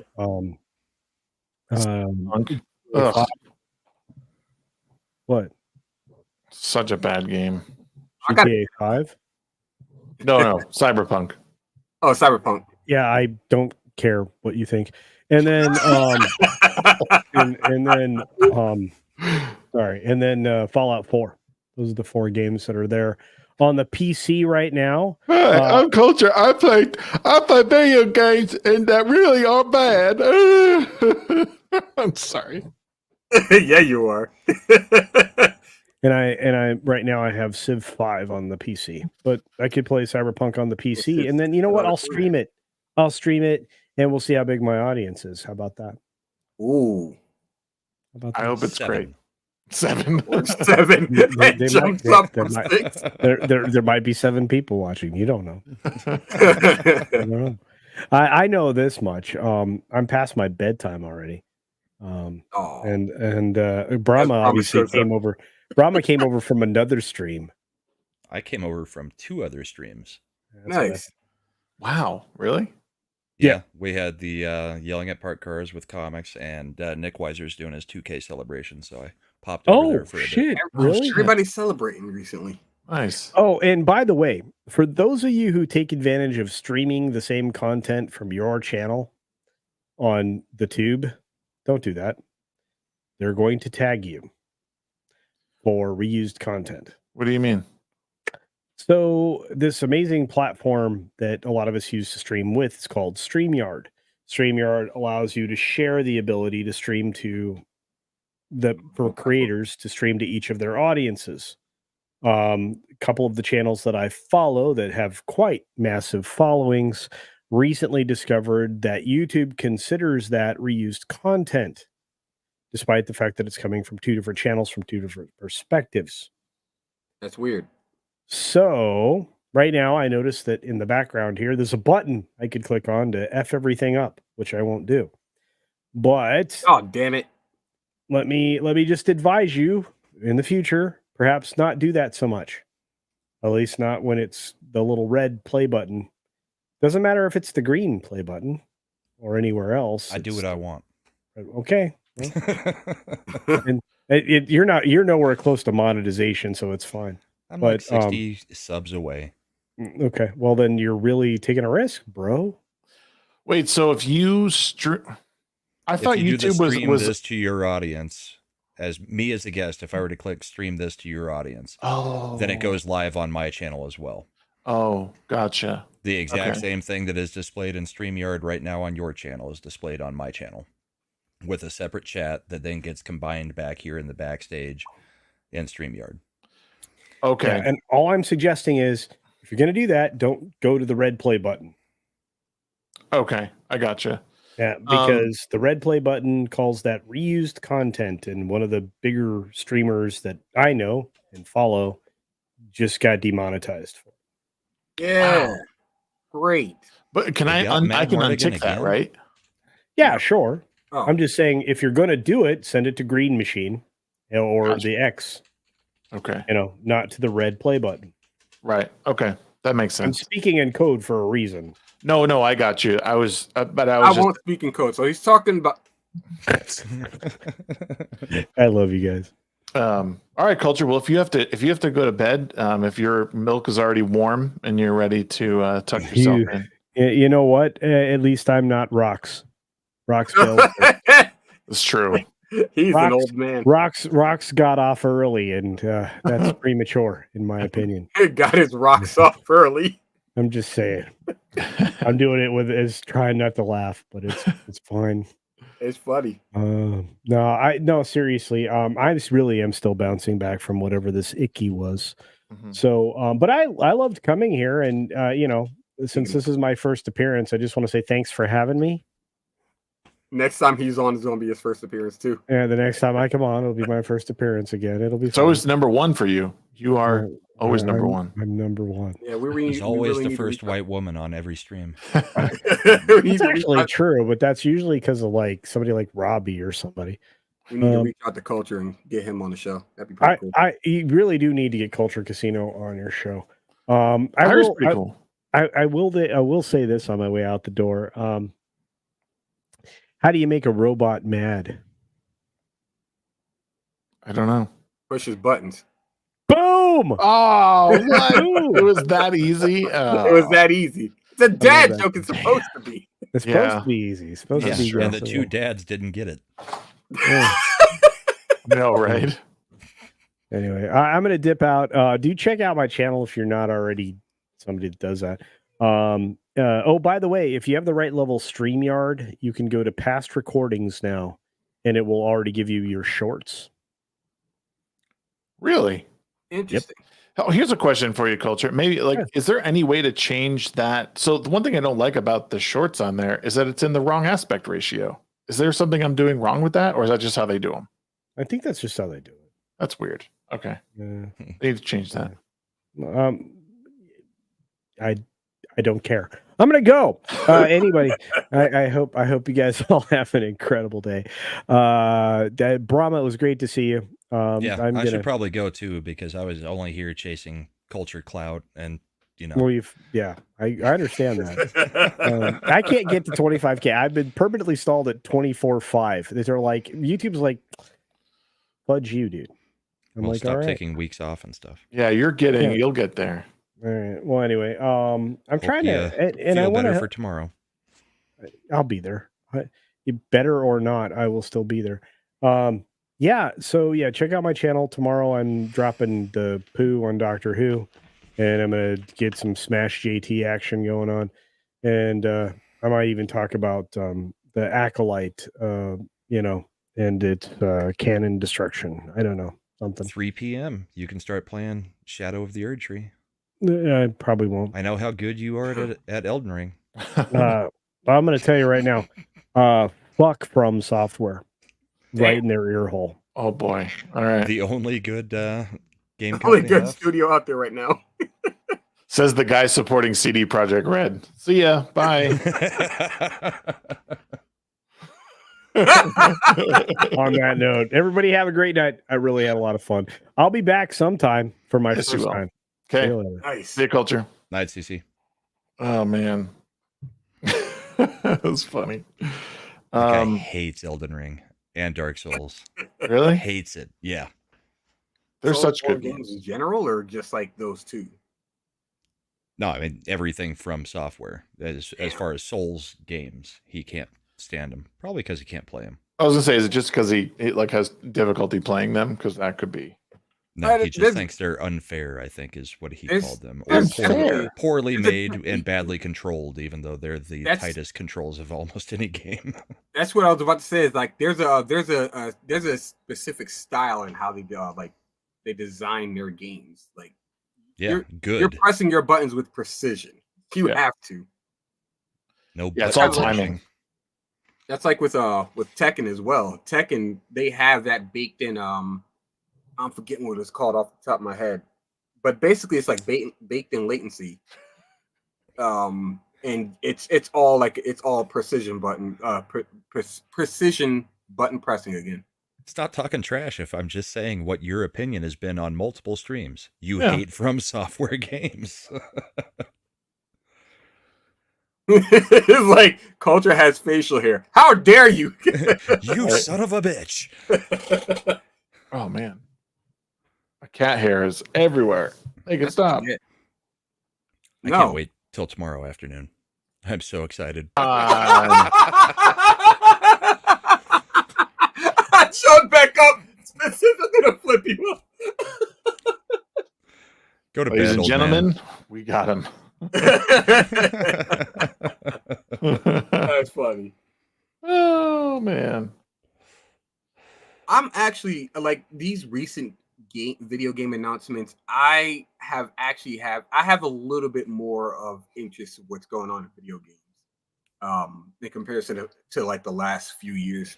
Primarily because Capcom's putting out a decent number of bangers. I'm looking forward to Monster Hunter Wilds, especially. Yeah. That looks good. I love Dragon's Dogma 2. It's not it's not better than the first one in my opinion, but it's still really fun. And then they also have again the Marvel vs. Capcom collection that I definitely want to get because it has Children of the Atom in it. One of my favorite games growing up. And a couple of other games. And then there's also the Power Rangers game that was announced at Summer Games Fest. Sonic Shadow Generations. I really like that game. Or the first one, Sonic Generations. So there are a decent number of games that were announced. Yeah. And I'm just like, I'll keep an eye on that. I'll keep an eye on that one too. I like that. As opposed to like, the more recent years or prior years where I'm just like, I don't fucking care. Stop talking to me about these corny ass games. So I got a little hope for what's coming out in the next couple years. Back up a little because I missed the announcement. What's the Marvel vs. Capcom collection gonna have? Hold on. Everything up to MVC2 or I believe so. Let me see. Marvel vs. Capcom collection. Fighting. So we're finally gonna have a real version of MVC2 again. Man. So it's looking like it's gonna have. I'm in 2024. Children of the Atom, X-Men vs. Street Fighter. Yeah, Marvel MVC, Superheroes. MVC2, Marvel Superheroes. Yeah, so it's got pretty much all of those. The original, like the classics. All the crossovers and the original X-Men Children of the Atom up until MVC2. Basically like the mid to late 90s up until like the mid-aughts. Oh, say it like our favorite immigrant. Basically. So I'm definitely scooping that. I not to mention like in the trailer that they have the music selection, they have art selection and stuff like that. They have like some other cool features that are going to be popping up in the thing. So I'm looking forward to that. I love that kind of shit. Bingo. There we go. Like that's also something I've been doing recently is just buying games that are in like collections. Like I have the Mega Man Battle Network collection. Nice. And the Legacy collection as well.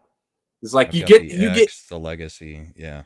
Yeah, I just got Advance Wars 1 and 2, and like you get the full, you get like 4 or 5 games, sometimes just a couple games in Advance Wars sake. You get them for like a couple, like $20-$30, and you're set on something you know you're gonna enjoy. So I'm fine with that. Oh, Sheep, Yeah. I was going to tell you that I think you and Amarato would really like this game called Soul Mask. It's I think she might have looked into that one. It's a really, really cool survival game. It's pretty in depth, but there's a lot of cool stuff to discover. And then the map is huge. That's the one where, like, the masks give you like different abilities and stuff like that. Yeah. And you can, like, the more you explore, the more you unlock the abilities for the mask. You can get like followers to help you gather supplies, so you can go explore. It's really, really neat. Interesting. But I immediately thought of you guys when I started playing. I was like, "Oh, I bet they would love this." And cat, what the fuck? Holy shit! I'm happy Power World's getting like this massive update, and the game just released. I'm sitting here like, I bought this game for like relatively cheap, and I'm still playing it. Yeah, like it's great. And then they give you all this extra stuff for fucking free. So I'm just like, sure. Those are the best games, man. When you put in when you only put in $10 or $20 and you end up getting like 500 to 1,000 hours out of it. Yeah. Like, so good. I was thinking about that with Terraria.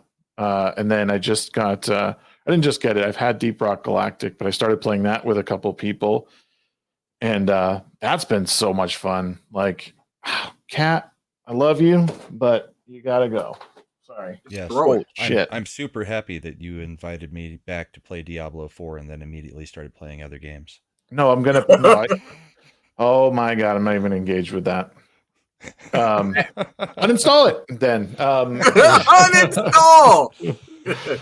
I'm waiting for you to catch up now. Oh shit. No, what the fuck? It was no, I'm gonna get out in there and play. The season goes for I think until what, August? So Something like that. We got plenty of time. Yeah, and that's really why it's not, that's the only reason I haven't hopped on again, is because time, but also I was like, oh well, the season's got a couple months, so It's fine. I'm fine playing like one night every 2 weeks because it is ultra repetitive after a while. yeah. Well, yeah, it's starting to get to the point where it's like you just got to do that that same the stuff pit. over. Does anybody know what the new symbol next to the wrench is? In chat? Me and King have it. Sonia doesn't. Oh, that's the subscription thing. Oh yeah, it means that you so have we're a member and you have a member. wrench? Yeah. Okay. Have you been a member for that long? Yeah. So I did. I made custom ones now, so they're it'll tell you how long you've been. Okay. I hope I'm not paying you money. I know, right? That would be awesome. I like how like, it'd be like one of those situations you just like, I don't remember being subscribed to you for the last 18 months. You're right. I think I just get the gifts that often. Yeah. Because I'm here all the time. Yeah. How long are you? It looks like it says 1. I think you're a year. Yours is a year, Metastep. Yeah. If it's a gold star, it's a year. I think if it's 1 month, I think first month you have it says newbie. And then I think after that it goes to like a red badge or something like that. 1, 3, 6, 9, and 12, I believe. Yeah. Okay. Some other shit after that. I wanted to show this video real quick. I've interviewed this guy, Counterpoints Connor.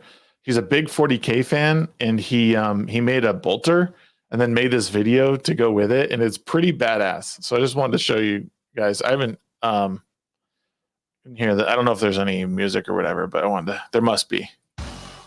Oh yeah. Copyright. No, I'm joking. At least it doesn't sound copyright. He 3D printed that? Yeah, dude. He 3D printed it, made it. Oh, is this Mick Davies? Not Mick Davies. Holy shit. Mick Gordy. Mick Gordon. Mick Gordon.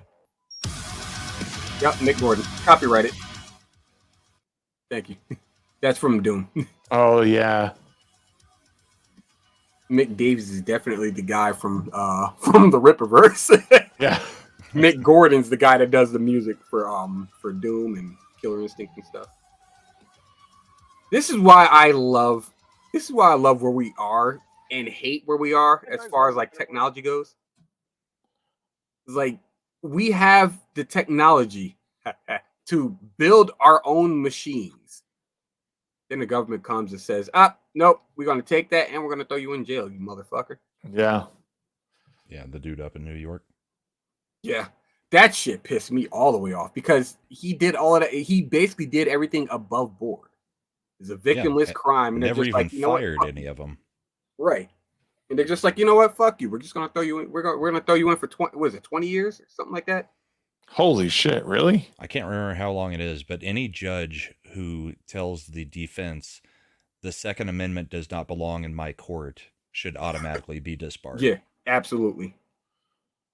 Holy that is shit. a direct violation to Americanism. I don't know. It's New York wild. is screwed. Yeah, New York is absolutely gone. It sure seems that way. I have zero faith for them.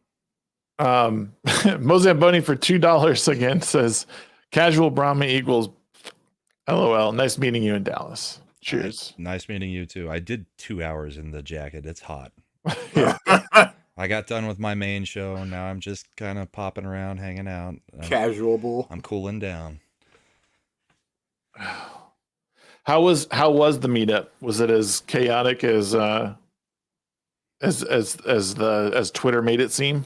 As the Riley situation made it seem, or Yeah. as Twitter made it seem? Because Both. honestly, this out of the, what has it been, 4 or 5 meetups I've been at, this was the best one, I think. And that pisses me off. I wanted to go. It's a different thing than the Vegas thing, because as much as I love the Millennium Fandom bar, it's just too small. Yeah. This one, we still were too big for it. The capacity was 265. I had a count from the bouncers or bodyguards at 272 at one point, but we knew some people had left and there was still a line coming in.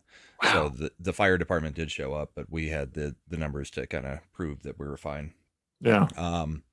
It was a madhouse. I mean, the line was wrapped around, well, it's like a strip mall and they're on the corner. So it was wrapped all the way to the next, like the supermarket next to us, that kind of thing. So yeah, it was great. We got to see a whole lot of really good people. Got to hang out with Carrie Smith for quite a bit. Just hanging and talking. Alex Stein showed up at my request and then made sure everybody knew that I was the one who had invited him. Nice. So that was a nice boost for me because he tagged me on Twitter, with a little video and picture. So I got about 150 followers out of that off of Twitter just that night. So that was cool. And Alex is always fun. That guy, like him or hate him, I mean, Stein is a energetic, extremely fun person to be around. So that was great. Once again, I really didn't get to see any of the guys that I actually know because the lines are so long. So, hung out with X-Ray, Tugs. Nick Weiser was there in comics, of course. Brandon Morse showed up from Red State. Nice. A good friend of mine. And we hung out for quite a bit. Yeah, it was just a fantastic night. There were a ton of people there. They had a patio that you could smoke on, so that was nice. We didn't do it while the line was still kind of formed because they had to walk directly by us, so we were trying to be nice. Fuck them.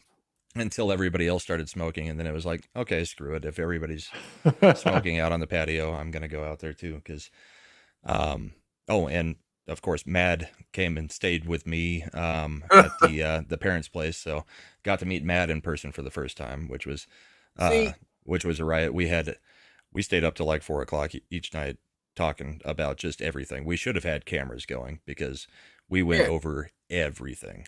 And then we did a pre-meeting show on our channels, and we ended up talking about whether Godzilla and King Kong poop. So after all the deep talks that we had till 4 o'clock in the morning, somebody in the chat asks us whether we think King Kong or Godzilla pooped. And we went like 30, 45 minutes on that. And it's like, yep, we should have recorded all the other stuff.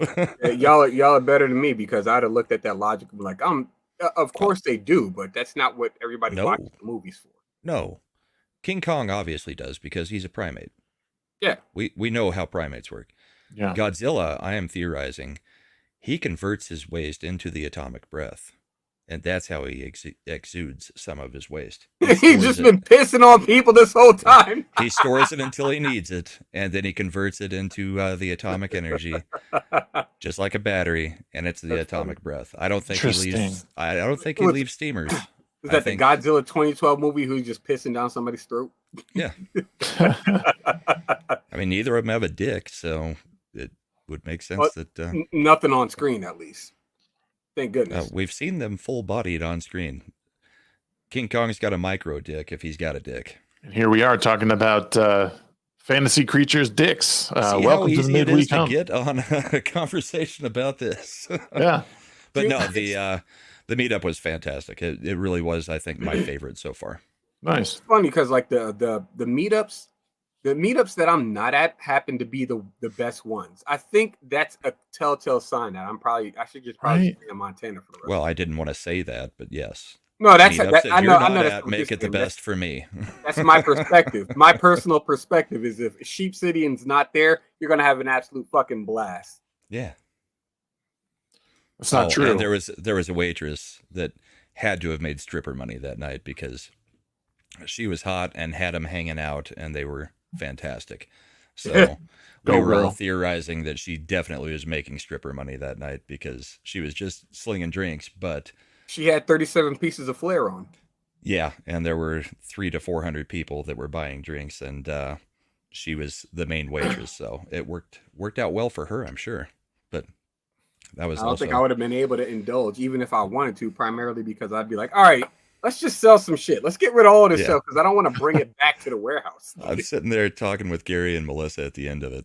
And I was like, so Gary, did you see the waitress? And he was like, no, I've been, signing stuff all night and talking to everybody. I just finally got out here to hit my vape. I was like, and she's got him on display. And he looks at Melissa. He's like, I'm going to go get a drink. And she's like, you don't drink. He's like, I'm going to ask for milk. Mephisto, what's up, man? He said, I just pulled up and you're talking about dicks. What is this, yelling at parked cars? Yeah. Probably. We're talking about boobies now. We're bouncing to all the body parts within the last 5 minutes while discussing a meetup. There you go. Let's talk about buttholes next. No. Oh, I guess poop is buttholes. Well, if we're going to try to tie it into the meetup, I guess then we would go to Riley. God. Yeah. What are we? That is. Most of us were just ignoring him all night. I know for a fact Eric probably had no idea that he was there. I mean, I know his bouncer or the bodyguards did. But I'm pretty sure. I mean, about halfway through the night, the bar had already told us this was their best night ever. Yeah. So I'm pretty sure the bar owner was like, yeah, I don't need any reason for these guys to not come back next year. So I'm pretty sure that's what happened. We're about to become annual, baby. Let's go. They absolutely wanted us back every year. Which the last two bars in Dallas have wanted that. Gators did, and so did the other one that we did last year. And both of those bars went under after having their best night when we were there. So we hopefully will not carry that curse to this bar. And we will be able to continue because it's very hard to find a place that understands exactly what we're doing. Yeah. And once they see it, they're like, yeah, we're not going to charge you anything to close down our bar tonight because they make so much money off of us. Yeah. It's insane. It's insane that anybody's trying to charge us money if they just go look at the size of the crowds. I mean, we could show them the live streams of it, but it is hard to get a bar to understand. No, you shut off from all your normal clientele for a night. We take over. We're bringing 300 to 500 people. And probably 80% are going to be buying drinks and food. Yeah. You're going to make money. At least 80%. At least 80%. I know for a fact, my ass, especially like a place like Boozy Bird, I'm definitely indulging in some wings. I love me some. Apparently, it's coded into my skin tone, but I love chicken. It's my second favorite protein next to salmon. But like, you like a nice boneless breast. I like a nice boneless breast fish. Oh shit, a red-blooded fish lover. Nonetheless, I would definitely be indulging in some food. So you can pretty much guarantee I'm gonna be eating something.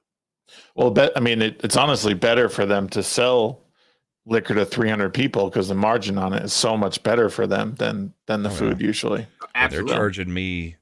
They had Buffalo Trace. My first drink was, I got a double, and then I asked them how much it cost.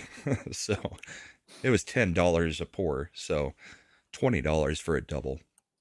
This bottle cost $24.99. Yeah. So I bought the bottle in one drink. Excuse me.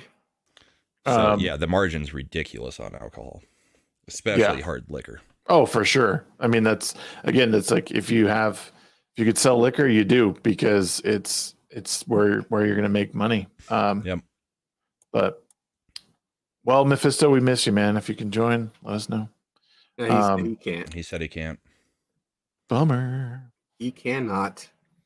But no, you guys were missed. It would have been great to have some of you guys from your show down there. But it was a really good one. We had a good time. I'm for sure. Oh, I was about to say I would have just there are a couple people I need to link up with anyway. I got to link up with Krista because she's missing a specific amiibo that I have 2 of. So and it's still in its packaging. So I was just like, I'll give you this one because I'm not going to do anything with it. And then Krista Nova? Yeah, Krista Nova. Okay. And then I also have to link up with my coworker, Caffeinated Wolf, people know him, Andrew, because I told him I was going to give him all my Pokemon cards because I hate looking at them. Oh, yeah. One of your coworkers, I can't remember who, but somehow I ended up with the VIP bracelets at one point. Was it a guy? Yeah. Brandon. So I'm getting messages from people on Twitter like Brandon Morris and Carrie Smith. They're like, "We're in the line. Somebody come help us." I was like, "All right, I've got the VIP bracelets. I'm heading out." Brandon. More than likely Brandon. Yeah, I think it was. Yeah. And then he was like, "Where did these go?" I was like, "Well, you set them. Well, you gave them to me at one point. Here's the rest of them. I used 2 of them." I vouched for them. I mean, it was mostly just to make sure that Eric's security was cool with people, and as long as somebody that Eric had vouched for, like me, was bringing in other creator type people, then it wasn't a big deal. So it wasn't like we were breaking the rules. But Carrie Smith and Brandon, I mean, they would technically have been VIPs. We just didn't know that they were out in the line. So it's like, it was funny that I ended up with a whole sheet of VIP bracelets, and it was like, all right, what kind of fun can we have with this? It's funny. It's like Disbrew showing up to Vegas. It's like nobody expected him. He just kind of he's like the smoking man. He's just there. Yeah. And, it's just like, oh shit, it's Disbrew. You know what? He's on the VIP list too. Why not? Well, that kind of happened at this one too. So Saturday night was a meetup. Friday night, we a whole bunch of us went to go get pizzas, picked up pizza place, and we were like, okay, let's meet up there. Lila Hart shows up, and like 5 minutes after she shows up, she's like, well, I just called the owner of this nightclub. I traded him me doing 10 minutes of a set for all of us getting free tickets to go in for the comedy show tonight. So we were like, okay, sure. So we went, about 10 of us went over to this club. It's called TK's Comedy. Apparently TK was a comedian back in the 90s, had done a few specials on Comedy Central. He bought this bar, and now he invites a whole bunch of comedians over there. He does a set. He has the headliner do a set. His wife is also a comedian, so she does a set. And then Lila did a set, and there were 2 other openers that were local. So we got like an hour and a half, 2-hour comedy show just for free, just for hanging out with Lila. which was cool. And we got to meet the owner, hang out with them for a little bit. There's a speakeasy that's underneath there that we were supposed to get to go into.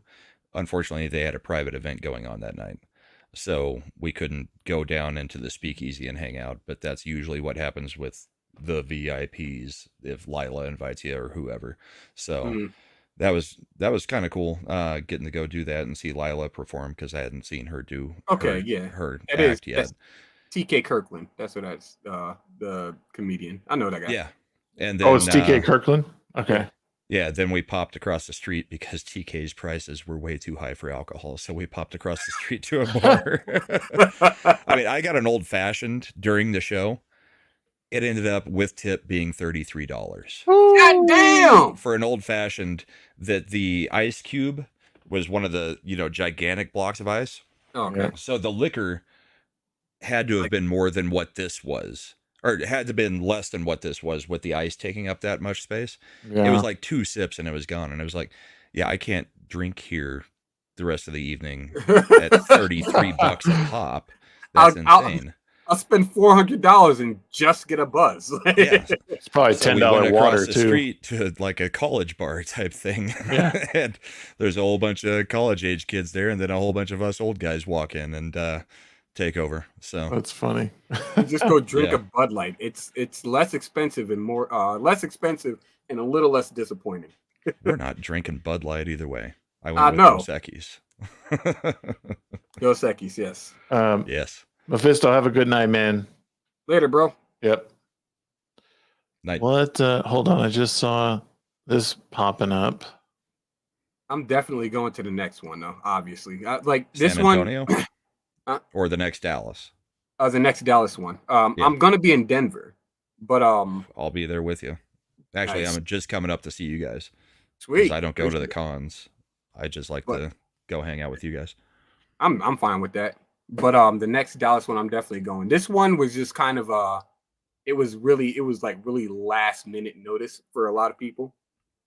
So I gave notice about 6 months all the way up until a month before, and then it was questionable whether we were going to find a place to do it. That's pretty much when I what it stopped was. giving notice, and then they finally announced it like a week later. But yeah, I was telling everybody what dates it was going to be. I just couldn't tell anybody where it was going to be because we didn't know. Exactly. But like Amarad and I, we had it set up to where we were going to be at a Fan Expo. Fan Expo Dallas. And it's just like, all right, that's fine if we're going to have if we have a setup there, obviously I'm going to be there doing work. Cool. But like we were up in the air about it for so long, I was like, I can't just throw money into something that I can't commit to. So I ended up backtracking on all of that. And then like a week and a half later, like, we're going to Boozy Bird. And I'm like, God damn it. But if they stay in business, we already know the deal with them. So the announcement will go out like a month or two early instead of 3 weeks before the event, because that was not ideal for anybody. Getting travel that short notice is obviously more expensive. It's very expensive. That short notice is obviously more expensive. So Dallas will be run better over the next few years, as long as the Boozy Bird can stay in business, because that was the issue, trying to find a place that would take us.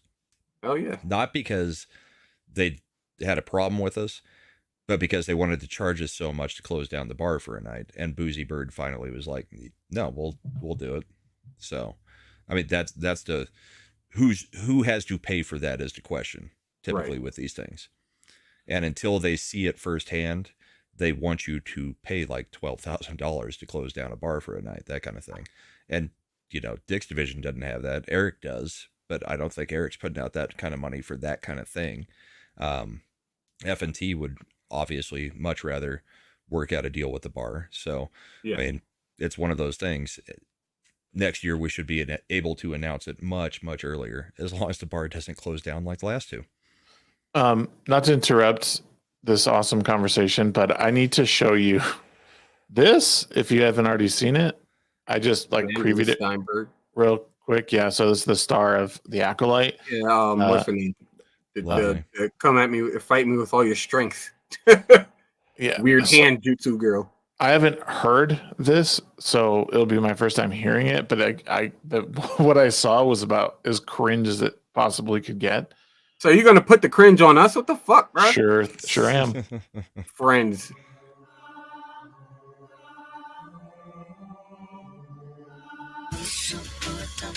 What in the hell?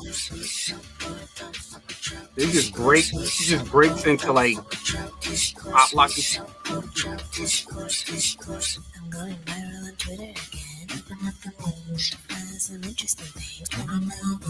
You with this fucking filter, man. Shut it out.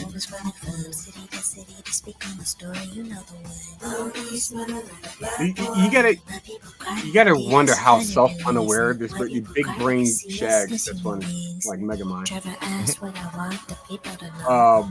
But you gotta wonder how self-unaware these people are when they do shit like this. I mean, your show is currently going on, and you're trying to remain relevant because your show is failing.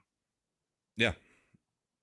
And you're a show on Disney Plus, and you think twerking is, immediately what you should go to for a primarily kids network. Okay. As it's been marketed as a kids network. Well, yeah, I think this is like a Juneteenth thing is what it was. It says Happy Juneteenth, but I think because she references a couple of things. Well, she flat out just said, Trevor asked me what the meaning of it was, and it was to make white people cry. That was her direct quote from the Acolyte interview. So it's about that, or at least some of the verses. Yeah, right. You don't have to keep it on the screen, by the way. I think we get it.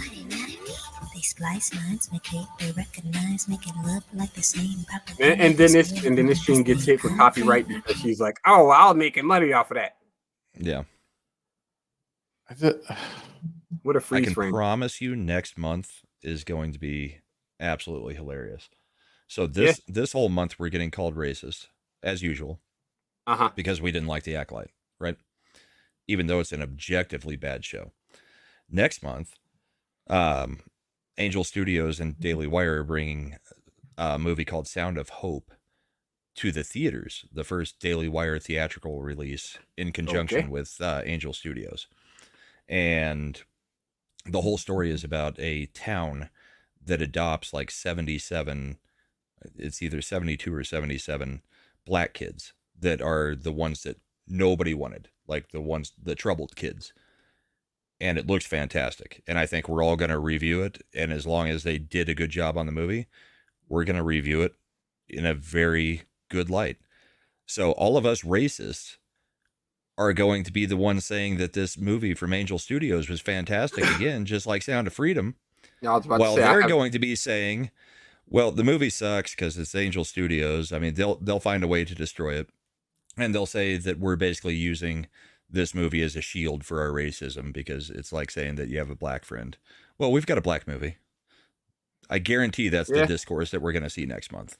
What's kind of wild to me is that, like, if they were to use the offense, I guess you could call it, of racist movie, it's just like it's one of the most self-unaware, I guess you could say, statements they can make, primarily because you got Doctor Who, I think it was like episode 4 or 5 or something like that, an episode where everybody was white, and like at the end of the episode, it's like Nurse What, as we're gonna call him, actually. Nurse What is like, come with me, I can save you, kind of thing, and everybody's like, no, we're not gonna go with you because look at you.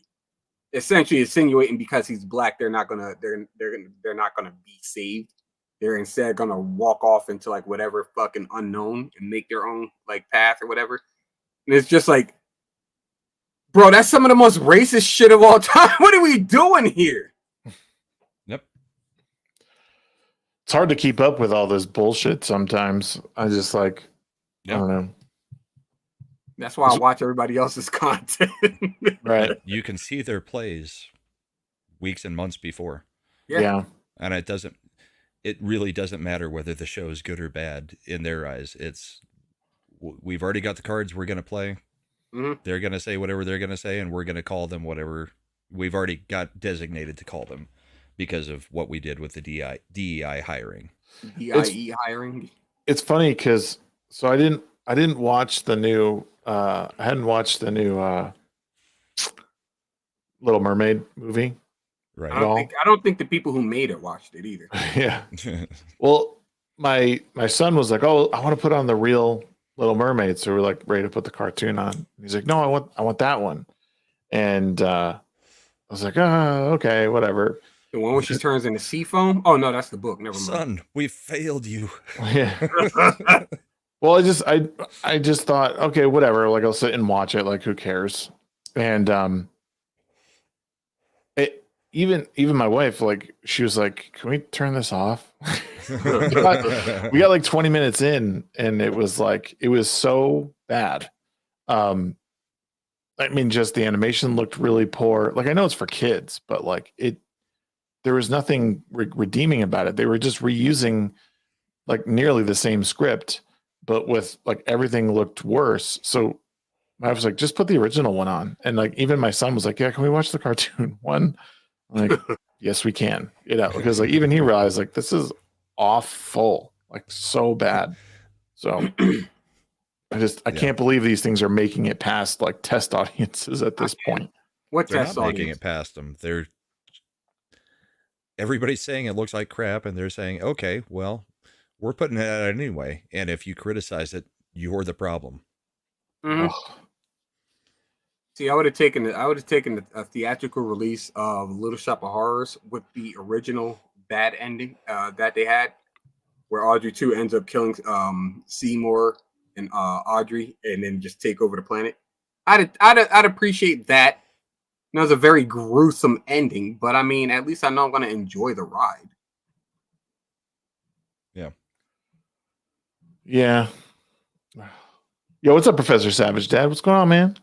Shout out to that guy. Yeah. There are some good things out there, though. There definitely are some good Mayor things. of Kingstown has been great. I'm a huge fan of Jeremy Renner. Yeah, I'm surprised he came back. I mean, Good- Kingstown good is for fine. him. I like Kingstown is fine. Like I think he's fine with that show. It's when you do shit like Hawkeye. It's just like I got to play a character that gets shit on all the time. I don't know, man. Yeah, but he's the glue that binds them all. We know that. Of course, because he's the normal guy amongst Yeah. the team of superheroes. Right. They say it in Ultron. it's actually He's like, one of my. What the hell am I doing here? I shoot arrows. That's one of the things I like about like characters like Hawkeye and Nightwing and whatnot. In I forgot what Avengers issue it was, but like all the Avengers ended up getting captured by the Collector, and Hawkeye had to fight the Collector by himself. And he's sitting there. The inner monologue is like, "I'm just a regular ass person. I could fuck this up completely. Like they got the superpowers. I don't know what I'm doing, but if I don't do something, I'm gonna like let my friends and the planet down." So like, he fights through it. And it's just like, I like these kinds of characters, the grounded ones, the ones who know that they are getting in over their heads, and there's a very slim margin of them like actually succeeding, but they take that risk anyway. He had one superpower. He pulled Linda Cardellini. Yeah. I mean, he pulled a lot, but yeah, Linda Cardellini as well. Yeah, the House of the Dragon. Sheep, are you into that show? Have you watched? Not at all. No. I don't watch. I started watching Game of Thrones like the first season. I started watching like the first couple episodes, and I was like, I don't understand a lot of this, and I don't care, so I'm just gonna stop watching. And it's not a slight at it. It's not a slight at George R.R. Martin. It's not a slight at the producers of the show or anything like that. It's just I had no interest in what was going on, so I was like, nah, I'm good. Okay. It starts to get good when people start unexpectedly dying. Yeah, I know. Well, I mean, before the wed wedding, but I know about the wed wedding. No, even in season 1. The finale of season 1 will tell you how the story is going to play out. Yeah. The people you think are heroes are not going to, you're not going to have people that are protected. Everybody is fair game. And yeah, there's no plot armor in no Game of Thrones whatsoever. The House of the Dragon was a pleasant surprise, and I don't know. I was seeing like people were giving it like 7s, and I like trying to figure out why. There are alterations from the book story that a lot of the book readers are going to have an issue with because it greatly alters the plot, and there's characters that are unavailable for the rest of the series that should not be or weren't introduced. So there are some issues with it, but if you're not a book reader, who cares? Right. Well, and here's the thing, and I guess this is where I think it's important to, like, when you're reviewing shows, like, I think if a show can work for both audiences, I think it's a great show. Now, I know people are very loyal to lore.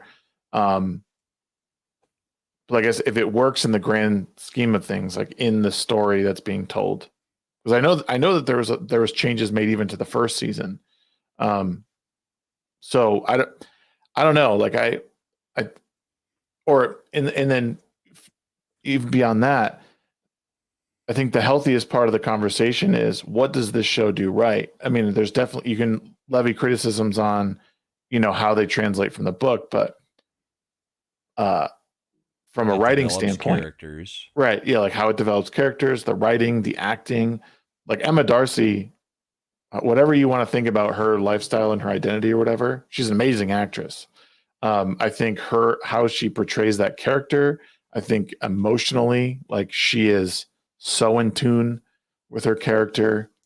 Matt Smith is like, I mean, he's superb in just about everything, but he is such a villain, man. Like, but he's also stupid. He's reactionary. He was great in the first season. This episode was not his best. No, we need to get him back on track because he was out of character for this one. He was still acting great, but the character was out of character at this point. Right. But again, that's the book reader thing. But that's the beauty of this, like you were saying. For the book readers that are here in our group and are doing reviews, you can nitpick the things that are bad about it, but everybody still likes the show. Yeah. Sure, they may have screwed up a few plot points. They may have race swapped some things, but the race swapping that we were all worried about in the first season, they dealt with it in a way that it was obvious. Right. Like everybody knows this is, a joke. The whole lineage thing. Yeah. Right? But I mean, they erased that complaint, and it was a thing where, yes, there was some worry there, but they handled it correctly. Yeah. Right? And the plot points that they're missing, ultimately in any book adaptation, you can't get everything in there. And especially if you're doing time skips, time jumps, all that kind of stuff, you can't get everything in there. Right. So it gives the book people something to talk about, and it gives everybody something to talk about with the show. I loved what they did here. I loved what they did there. I love what they're doing with this plot line or this character. I love this acting. And then there's those who read the books, like, say, Sporking. Sporking's heavily into the books. Gary's heavily into the book. They know every detail. They're going to be able to pick out a few things, and it's going to make them content that's separate from everybody who's just reviewing the episode, saying, here's what happened in the episode. This was awesome, blah, blah, blah, right? They get a little bit deeper, and they get a little bit more extra content. So it works out for everybody because it's a good show. I mean, this is how you review a good show, especially if it's based off of a book. You do the show episode review, and then those who know the actual story can then go into the spoiler type stuff and tell everybody, all right, this is a little bit extra. Yeah. It's like how and this is going to be credit to a franchise I genuinely do not like, but it's like how they handled The Last of Us. And the show itself took different they took different approaches to situations than the game did. Now, personally, I prefer the game storytelling more than the show, because Joel didn't seem like so much of a pussy in the game. But I mean, at the end of the day, it wasn't terrible in comparison to like a lot of the other adaptations that they've done of like previously existing franchises. So, there are some shows out there you can look at and just make an objective statement and then put give it your like your state seal of approval or its rating or whatever, and that's fine. But then, there are also people who decide to, I guess, they look at, they only have just the show itself to go off of because they weren't fans prior to the actual show existing. Yep. It's kind of like, I will say that, like with Wheel of Time.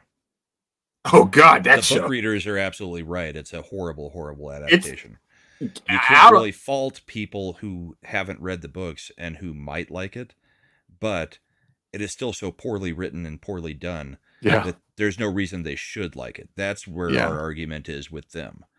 I mean, that's where an adaptation goes wrong. Both the book readers are like, this is absolute crap, and everybody else is looking at it like, no, this isn't a fun show, and I will never read the books because of this show. And then you've got the small percentage of people that are like, this is fantastic. Yeah. And it's like, I don't know what you're looking at. It's like everything post-season one of The Witcher, for example. People love the games, they love the books, they love season 1. Season 2, they put Cavill in the background for the most part, and then they just did their own fucking thing after that. And people were just like, I'm out of here. But even season 1 kind of drove me nuts because I wasn't a book reader at the time and I hadn't played the games. And all the time jumps and everything in season 1 were discombobulating to me. I was like, okay, I'm watching it. I like it. I like the characters. I like the acting. But I have no freaking clue what's going on. I don't even know when is going on. Yeah. It wasn't a bad season. It was just a season that was hard to watch for somebody who doesn't know any of the lore because they were all over the freaking place. If you want a series about absolute confusion and then it all just kind of like wraps up in a nice little bow, you get everything at the end. it's a series called Bakano. It's like 6 episodes. It's an anime show series. It's 6 episodes of people trying to figure, like, people who are supposed to die in situations, like they get gunned down, they fall off buildings and stuff like that. They're seen as dead, but then they're in the next episode and you're just like, it's flashbacks, so on and so forth. And you find out at the end that why all of the shit that's going on is going on. And you're like, huh, interesting. Yeah. But what were you going to originally say about Hot D, Shags? Sorry. Every time somebody says Hot D, you started like you were wanting to review it slightly, and then we got into what makes a good show. So no, I mean, I enjoyed it. I enjoyed it a lot. It's just good to see quality television, and in that show, like, so much is right. I mean, the acting's great, the set pieces are great, costumes, makeup, all of it. Like it, and the set pieces are so big and lifelike. It makes me think, like, how do shows like The Wheel of Time and Rings of Power just get it so wrong? You know, like, they have massive budgets, but they're like, and bad writers. I mean, but even like, it's bad writing can sometimes be hid under, like, you know, like if you had like a good set, like, oh, like, just make it look real, like make it look like a real world. So there's Wheel of Time. You know, they make all these sets. It looks like it could be a little medieval village, right? Yeah. But there's no dirt anywhere on the walls. There's no dust. It's all freshly painted. Everybody's wearing completely clean clothes. Nobody's got any dirt on them. These are all farmers and ranchers and, you know, living in a small village.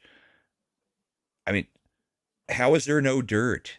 How do you forget that you build all of these sets? You build all these, you know, like the tavern that's got the rock wall and everything. And it's completely like whitewashed clean. You know, somebody took a power sprayer and took off every bit of dirt. There's no grime in the world. Yeah. Game of Thrones, Hot D, they get it right in that the sets look like they feel lived in. It's attention to detail, because I was going to bring up another, like, so I also rewatched Snatch, and I did a review of it on Criticless because I mean, I gave it 100% because it's a perfect movie in almost every way. And one of the reasons is attention to detail. And Guy Ritchie is almost autistic at times with he is. Details. Yeah. And it's like, I mean, but like I said in my review, everything about it, like, even like between a frame where Benicio del Toro is looking down the open like part of the what is it, the chamber of the gun, and then spins it, and you get the sound effect from it, and then he clicks it back, and the click is like sound effect is so good, but then as it shuts, the transition slides into the next frame, and you meet the next character. Right. Like all this stuff, like the whole movie is like that.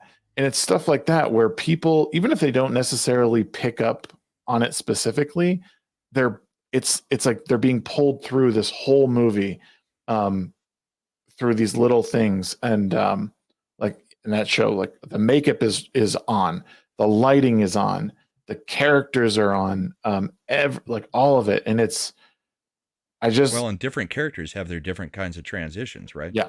Like the jeweler that's going over to meet Avi, you know, he has that transition where he goes to the airport, takes the shot, the airplane goes, he lands, blah, blah, blah, blah, blah. Yep. So he has that transition. He has that transition back later, but nobody else has that transition like that. Benicio del Toro has, you know, the gun and then the sliding transition to the next shot. So they use a whole bunch of different transitions, like even we might, you know, if we were putting together an actually good scene instead of just using like StreamYards. But so they use a different transition for like each kind of character. Bullet Tooth Tony gets introduced in a different way than everybody else does. The Butcher, obviously, you know, he's got a different intro, and you know, there's a different speed to the shot, that kind of stuff. He has different things that denote what you're supposed to be paying attention to. Right. There's different color schemes for different shots, you know, all that kind of stuff. The attention to detail, and it's in Lock, Stock, and Two Smoking Barrels too. Yeah. I mean, it's a Guy Ritchie thing. Yeah. I mean, even you go look at like Sherlock Holmes. I mean, it's much, much later. Yeah. But it's the same stylized type thing that he does. That was Guy Ritchie, right? Or is it just somebody who I'm going to double check. Played off a Guy Ritchie, because it's very much a Guy Ritchie style. The Gentleman, I know, was Guy Ritchie, right? The movie, not the series. Yep. And then most recently, the Ministry of Ungenital. Yeah, Sherlock Holmes was Guy Ritchie. Okay, I thought it had to have been, because nobody else would think to, you know, foreshadow the whole fight before the fight happens. That's such a Guy Ritchie type of thing. But he just did the first one and not the second one? That makes sense, because the first one was great. The second one was mediocre. The second one was great, how they ended with that chess match. That chess match, which was so cool how they did that whole thing. Yeah. Where it all kind of comes together. That was Guy Ritchie-esque. Yeah. But the first one was just a better overall movie. Yeah. The second one, I hated that they killed Rachel McAdams right off the bat. Yeah, that was weird. My favorite Sherlock series is the Benedict Cumberbatch, man. Like that is like unapologetically like how I think of Sherlock Holmes, and like just like how he would be. And I liked him and Martin Freeman. I did not good chemistry. So much care for the Moriarty guy. He was too eccentric, and I mean, he was too eccentric and slightly over the top gay, even though they never specifically said that he was gay, but his mannerisms were just so flamboyantly flaming. He was maniacal, like, but in kind of a silly way, which is not really what I like ever picture. I didn't read any. Silly was the flamboyant part. Yeah. And like I'm not well versed in the Sherlock lore, but that show had me locked into it, and the fact that it took so long to get each season, it was always a treat to see that the next season's here, like gotta watch it. And it was only, was it 4 episodes, but they were feature length, like it was an hour and a half. It was like an English series or a British series where it's maybe 6 episodes tops, that kind of thing. That's what their series is. But it was I thought it was great though. I mean, the attention to detail on what Sherlock would pick up on was what was so fun on that show. Oh yeah. Because the instant reveal, you know, after everything, kind of like, well, this is what I saw, this is why I think this, and you know, the picking apart of it. That's what Sherlock Holmes is. Yeah. Did you guys ever see the show Elementary on? I think it was on NBC. Yeah, the show with Is that Lucy the one Liu with and, Lucy Liu? Yeah. Yeah, it was. So it was a female Watson, and what's his name? Johnny. Something. So whatever. He's been in a couple good things, but he was like a heroin addict, is what like they painted him as, in that, and it was really, I don't know. Miller. I didn't watch it. Yeah. I actually liked. I think I watched the first season. I actually liked it, but then I once I discovered the Benedict Cumberbatch Sherlock, I was like, superior. I was like, oh my god, this is so much better. Yeah, so much better. Yep. But I don't know, and maybe I do think sometimes maybe we're looking at history with rose-colored glasses, and that we always think, oh, there was so much better stuff back in the day, and I don't know, maybe there just wasn't, like, maybe the stuff was still few and far between. But there wasn't like things were coming out in the same frequency. Like, it seems like there's a lot of stuff coming out now. So like we're getting a lot of mediocre stuff. And then there's still, once in a while we get something really great. And that's just how it goes, right? Like, yeah. I mean, I watched the new Glenn Powell movie on Netflix, the #1 movie in America, Hitman, this weekend. It's a comedy.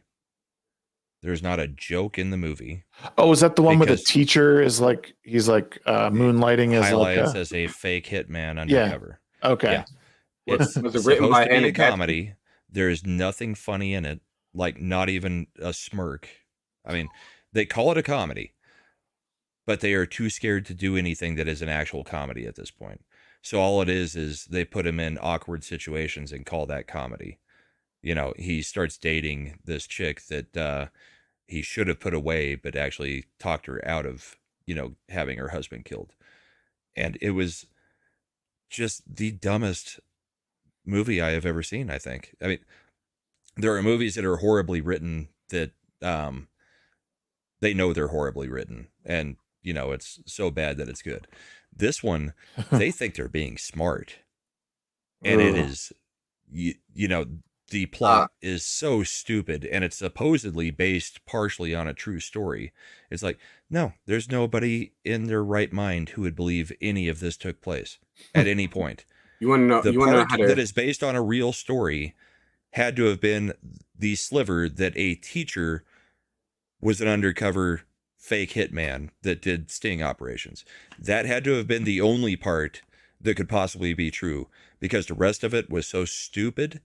The way they had these two get into trouble and then figured their way out of it.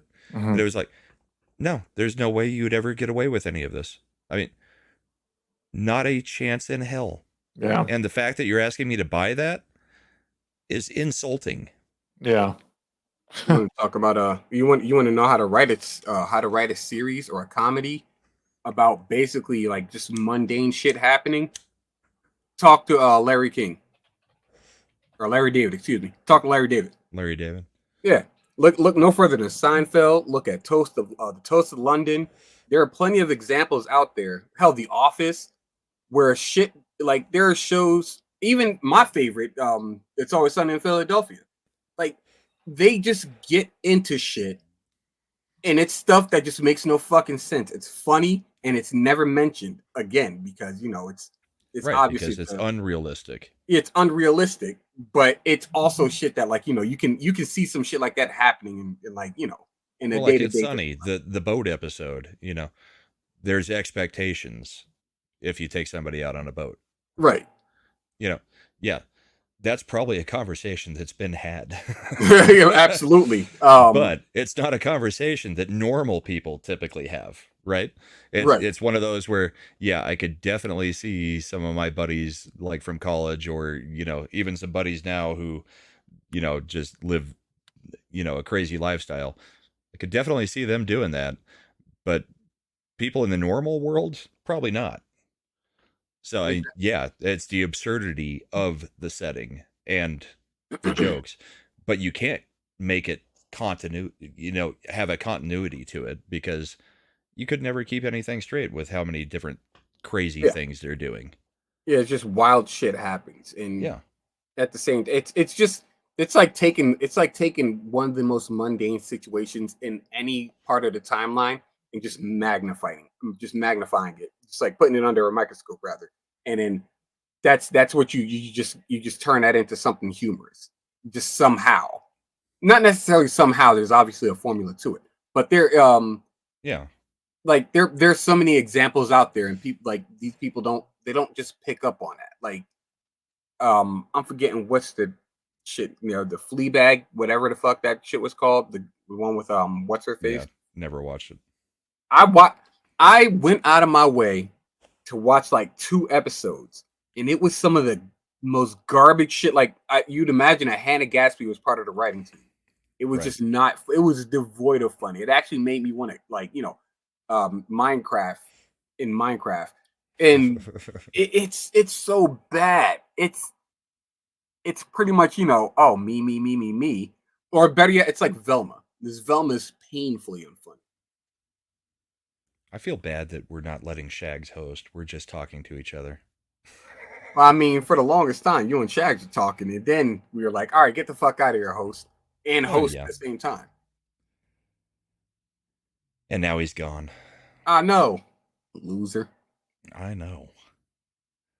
I'm gonna stay here. I mean, that's kind of what we're missing now, though, is the absurdity. I mean, because there are too many things that are considered off limits to be comedy at this point. Which is funny because, like, a lot That's of like the point of comedy. A lot of like one of my favorite, and I watch a lot of and read a lot of anime and manga. One of my favorite series out there is Cromartie High School, and they just take some of the most. It's pretty much this kid who ends up in the wrong high school because, like, the way it starts is he and his friend they're getting out of like middle school, going to high school and stuff like that. They take the test, and his friend ends up failing, I believe. They're like, I think it was something happened. I think like if I remember correctly, scores got switched, and he ends up in the smart school. Well, not that the test got switched. It's even more absurd in that like the main character he ends up passing, and his friend, I think they were like sharing answers or something like that. His friend ended up failing and didn't get into the school, and he ended up passing. So he has to now do like this prep for this new school that he's going to. And he's reading how to be a tough guy and so on and so forth so that people respect him because he's like this wimpy kid.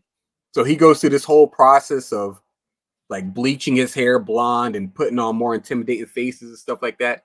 The first day of school, people are looking at him like he's like this weird kid. He's like, why has he got this look of constipation on his face all the time? So on and so forth. And it's just hilarity after that. Like you have an episode where they try to outsmart a gorilla by taping a banana to the ceiling. They're like, now watch this. He's gonna jump up there. That's obviously a gorilla. He's gonna jump up there. He's just gonna take the banana and run out of there. So the gorilla just grabs a stepladder and climbs up and just like snatches it off the ceiling. They're just like, holy shit, he outsmarted us. And it's just some funny shit that happens throughout the series. Yeah, that's what I like. You can just make shit absurd but normal. It's possible. Are you guys ready for? I just need to show you this because now there's an episode of New Amsterdam that we're just gonna play it. This is it's one of those doctor shows. Okay, I know what it is. Kid has a tumor. This is like a long running series. Yeah, he's okay. I had Cephas answer some questions from a Harvard test known as unrest. It is designed to measure someone's level of social resistance. Social resistance. When people like us oppose the values and policies of the dominant culture. That's right.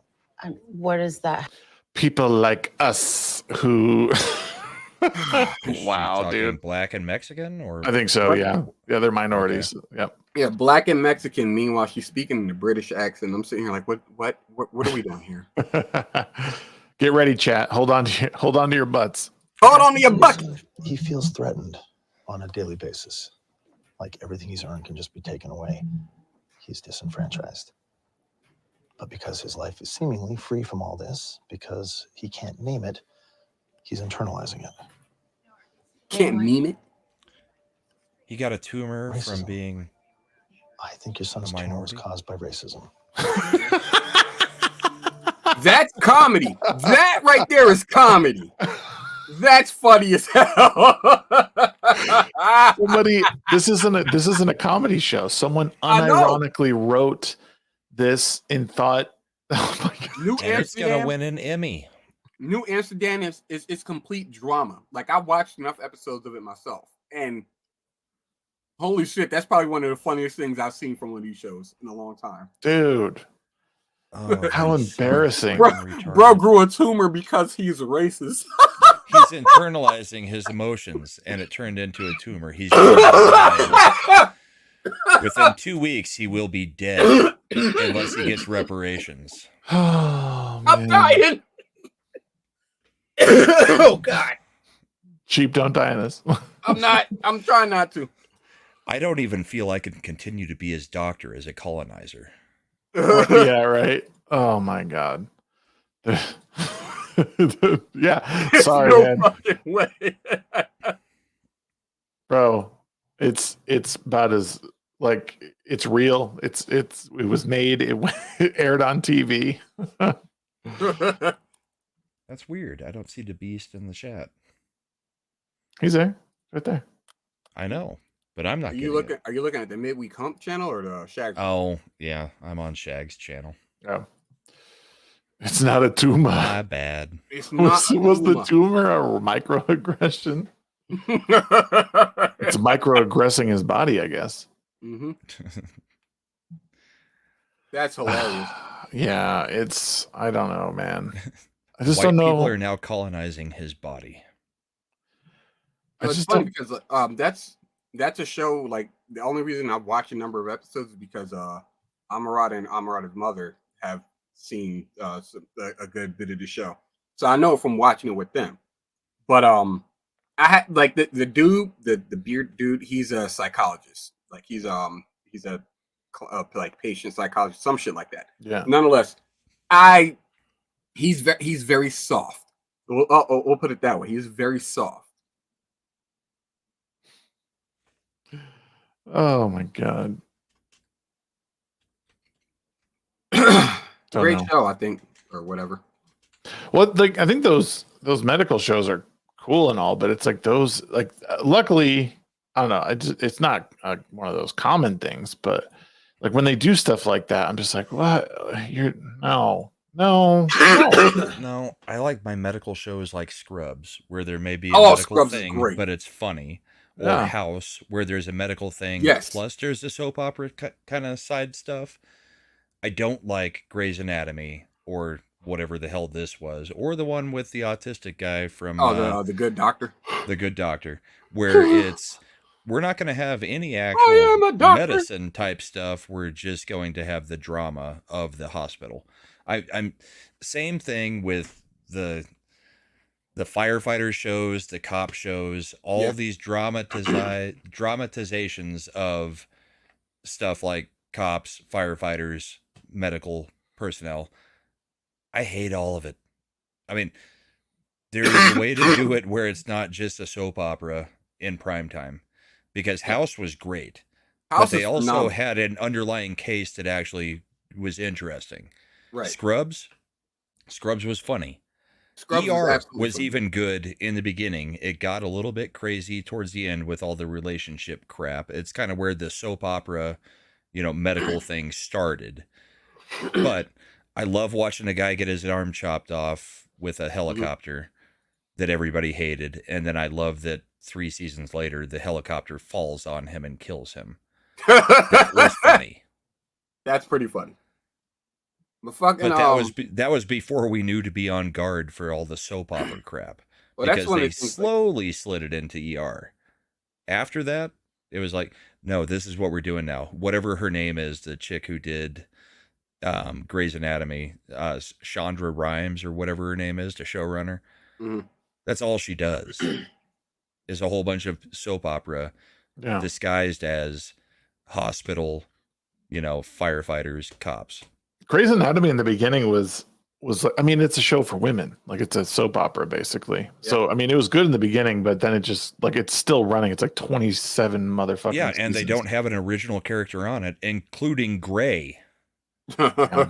She's not even on the show anymore. The It's person still who her the show's anatomy. named Hold on after. a second, Matt. Wait, Brooklyn Nine-Nine is a horrible cop show. Now I know you're trolling. It's a funny cop show. It's meant to be a horrible cop show. It's self-aware. I mean, it falls in the same thing as Tacoma FD that Broken Lizard did. Oh, Tacoma's fucking hilarious. Tacoma is freaking hilarious. It's the funniest That is thing a that great Broken show. Lizard's doing. It's But it fucking is one of not my- a firefighter show. It just one of my happens to be set one of my in a favorite firefight. episodes is one of my favorite episodes from that show is the one when they go into the fucking haunted house. That shit was Yeah. so funny. But I get what Matt's saying. It's a comedy that's based in a cop show, not a cop show. Yeah, the cop aspect makes it a terrible cop show, but the fact that it's a comedy is what makes it good. Yeah. Yeah. He's mad with his words, making people mad, but he's correct. I mean, he's right. Yeah. But... Ow. It's like it's one of the things I like about it's one of the reasons I like shows like Buffy, Angel, Bones, and whatnot, because these shows happen prior to a lot of this new, like the new policies they have in these like the show productions that they have now. It's like they have a story, they're gonna tell that story, and the story is gonna unfold as it does, as opposed to tying in like racist tumors. Yeah. And if a character catches on with the audience, then instead of him being only a 1 or 2 episode character, we write him into the rest of the series because the fans liked it. Yeah. Pretty much because half of Buffy's cast, I think, ended up being they were supposed to be 1 or 2 offs, but they ended up in the freaking show. What was his name? Spike. I didn't watch the show, but Spike, I think, was specifically James Marsters. that. James and Marsters Angel also and David was Boreanaz. to that a degree. Yeah, James Marsters and David Boreanaz, they were obviously they got their own thing going on. But like, yeah, Angel was supposed to be, he was there as a featured character, so he wasn't supposed to be there all the time. Right. But because people loved him so be much. there Exactly. hardly at all. Exactly. Because people loved those characters so damn much, they ended up becoming regulars, and then they ended up getting a spin-off. But that's where old school TV, where you actually got ratings and released it once a week instead of, releasing the whole series on a streaming platform. They looked at the feedback and they said, oh, they're really liking this. We should continue with this. I mean, basically that. They don't do shows the same now. And it's detrimental to everything we watch.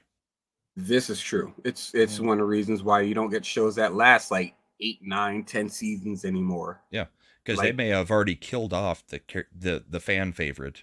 Yeah, before they get any feedback. Pretty much. I'm pretty sure. I'm trying to remember what show specifically they did that. Where like there was a character that people really liked and they ended up killing him off. I think like maybe the first, second season. Recent shows. Recent. I'd have to like. Well, would they look no further than The Acolyte? People really like Carrie Ann Moss, and it's like she dies in the first episode. Now she just flashed. What a waste of talent. Well, I've seen a lot of people say that they were only watching for the Wookiee, and apparently something happened to the Wookiee in the last episode. Died. I don't know. The Wookiee died in the most recent episode, apparently. Off screen. Off screen. Yeah.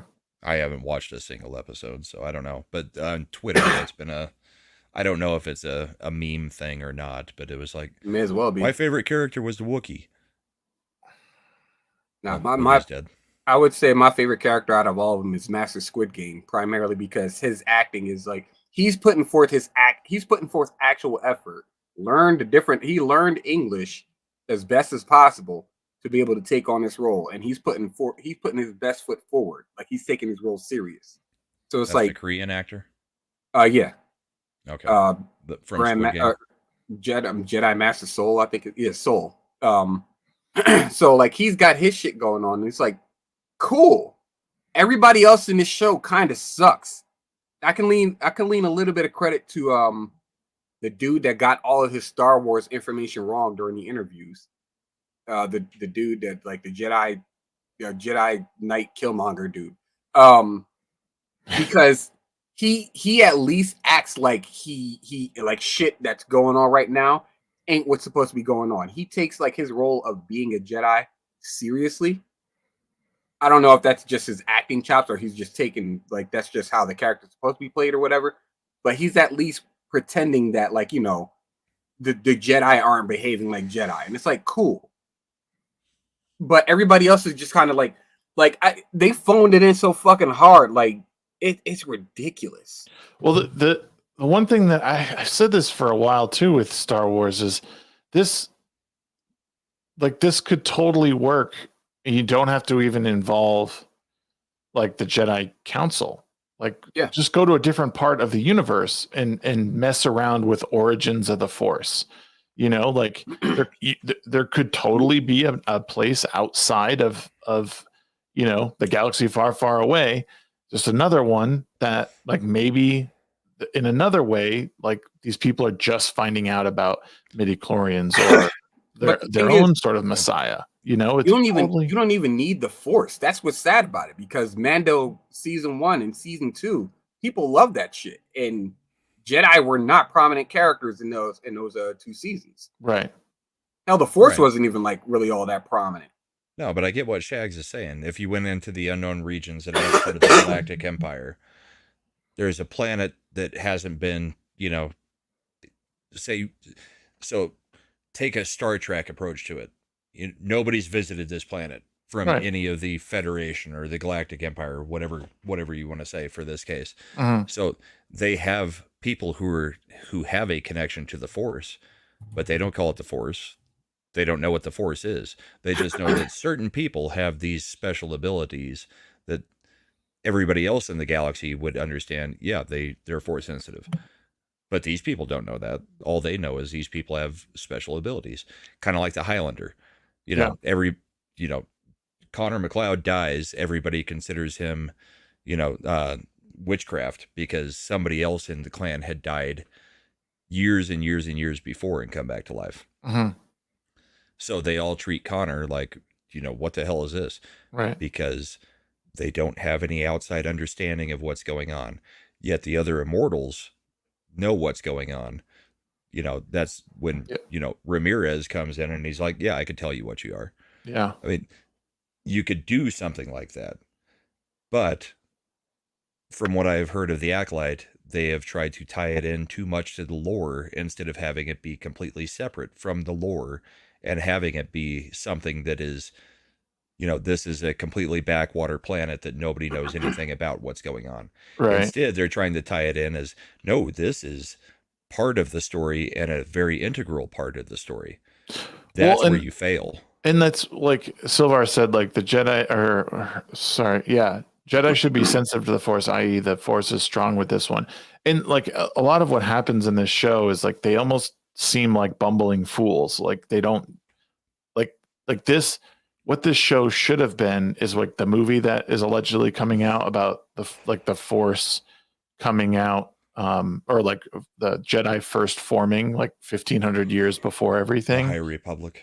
Yeah, but it's like way before all of that, and it's so like, because then you have people who are discovering this power or utilizing it in a way and likely feel morally superior to others.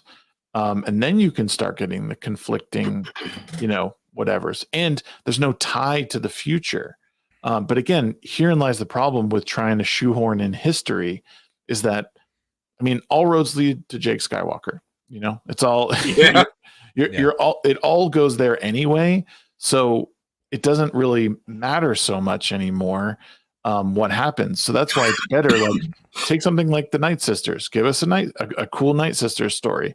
Or again, give us a real backwater planet that's discovering the Force on its own. And the best part about that is you don't even have to tell us when or where it is, because you could do something that might be a prequel, but we would never know because there's no tie to the Republic. There's no tie to Skywalker. Nothing. So it could be the very first instance of the Force and we would never know. It could be like the Adam and Eve of it all. but like it's well, it's the sad fact of the matter is that, you know, all of that shit, it exists in comics and like novels. Kathleen Kennedy decided, you know, we're going to decanonize all of it and then also pull information from that to make our own shit that's tied to what's already existing. Yeah. It was the worst idea ever. One of the worst ideas. Basically, what I've gotten from, I guess it was episode 3 of The Acolyte, without watching it, is that there's a whole bunch of chicks that decide that they're going to get pregnant. So they have no foreplay. They just chant. None of them finds the clit either, but somebody ends up pregnant. So even witches can't find the clit. That's funny. That tracks, though. It tracks. I actually didn't finish episode 3. I got most of the way through, but from the understanding I got from it was only the 2 women that, you know, I carried them, I created them. It's only them that have anything to do with it. The other women were just like they're witches that were basically they were it's like the rite of passage that they were doing that to become witches. That's what they were performing, but they're all force sensitive as far as I understand. Again, it's like there's no joke. Yeah, there's no real explanation. I mean, they may as well just called the Acolyte, you know, like Star Wars, the Salem witch trials, because that's basically what they're doing with all that. Yeah. It's but just they too already bad. had witches. Yeah, the night witches in Dathomir. I mean, why do a separate thing? I mean, that's the same reason. Problem that Star Wars is having is they erased the EU because they could have gone. You didn't even have to do Zahn. I mean, you could have just avoided that story for a little while if you wanted to, and you've still got 80, 90, 120 other books that you could have done stuff. You could have done the X-Wing series. Mm-hmm. You could have done Wedge's Gambit. You could have done all of that stuff. I mean, I would have stayed away from the Young Jedi Academy, but you could have followed Mara Jade. You could have followed Luke's kids, and that'd have been cool. And really, with the age that everybody was when they were doing the sequels, they could have gone into the Yuzan Vong and the Tales of the Jedi stuff, or not Tales of the Jedi. What was that one called? That series? I've got it. Jedi? Was it? No, it was the New Jedi Order. Oh, where the Yuzan Vong come in. So Luke is already old, Leia's old, Han's old. You know, all the kids are introduced already, and you've got the people from outside of the galaxy coming in that aren't. The Force can't sense them. Do you know the series I'm talking about? It was the big one. It was like 14 books long. Oh no. Okay, so they did this whole series. They had a different author for each book, and it was all the Star Wars authors, the big ones, came together to do this story that they had basically storyboarded. And you've got this outside of the galaxy invading force that is, the Force can't detect them. All of your Force powers are basically useless against them because you can't deflect something coming at you if, you know, it's not detectable by the Force. So you've got to learn how to fight differently. Right. And they're all kind of sadomasochists. They're all into pain. So of course they are. You've got all of the legacy characters. You've got all the kids and all the people who have gone through the academy. And you could have done that because everybody was at the right age to have them do that story. And that was a very lauded story. I mean, that whole series, it was a huge series. It was one of the last ones they did that I read. But you could have done that whole thing and introduced all the new characters, still had the legacy characters. It would have passed the torch and then, you know, do whatever after that. But you already have the new characters established. Yeah. Because it was everybody's kids. It was everybody who had already gone through the academy. And you've got a major threat that isn't another freaking Death Star. Because, I mean, that's all we got out of this one. Death Star, but bigger. Yeah. Now it's a planet that's a Death Star, and it can shoot apparently at 8 different targets across across the solar system or across the galaxy, and kill billions of people for no reason. Hit all of them. Yeah, and nobody gave a crap in the movies. Yeah, at all. It just happened. People died, and they just kept pushing the movie forward. Yeah. And why the hell was nobody from the rebellion part of the New Republic? I mean, the government, because none of them were there on the planets that got blown up. They screwed this up. I mean, we've don't talked ask about questions. This. We've talked about this so many times. It's not even worth talking about anymore. More smarter Star Wars people than me have talked about it. But I mean, there was these stories that were already there that could have been done. Yeah, it's a shame. It's a shame in general that and here's something it's just one of those things that now more than ever we need new storytelling, and whether it's in games or books or comics, whatever, movies, we need people to invest whatever they can into new media because Hollywood's just reusing the same crap. And I think it worked for a minute because remakes were something I think people genuinely wanted because of how much technology evolved. And like, oh, we can do better than I think sometimes practical effects really worked and it looked good. Yeah, I want to remake a Clock Stoppers. Clock Stoppers. I remember that movie. I just don't know. I don't actually want to remake. That movie was absolutely ridiculous. You know what the problem you run into now, Shags, is there's been now a whole generation that's been brought up on just Marvel and Harry Potter. And yep. They can't understand a nuanced movie. Or it will take retraining for them to understand a nuanced movie. The writers, I mean, with all the Marvel crap, all the Star Wars crap that has come out, all the Harry Potter stuff, and I'm not crapping on the Harry Potter stuff or the early Marvel stuff, but that's what they were raised in. They weren't raised in, I mean, there have not been a lot of movies that were outside of the superhero genre, the Harry Potter genre, the Star Wars stuff. I mean, it's basically been that whole generation has grown up on. Yeah, this is true. Can they understand the movies that we are trying to get back to? And are we just fossils at this point that they're not going to make stuff for us? Yeah, but I think we're 40-year-old fossils. Yeah, what it feels like. Well, I don't think Shags is either. I am. But I'm saying no, Shags is 40. That's what it feels like, is we're fossils that, the things that are being made now, none of it feels made for us.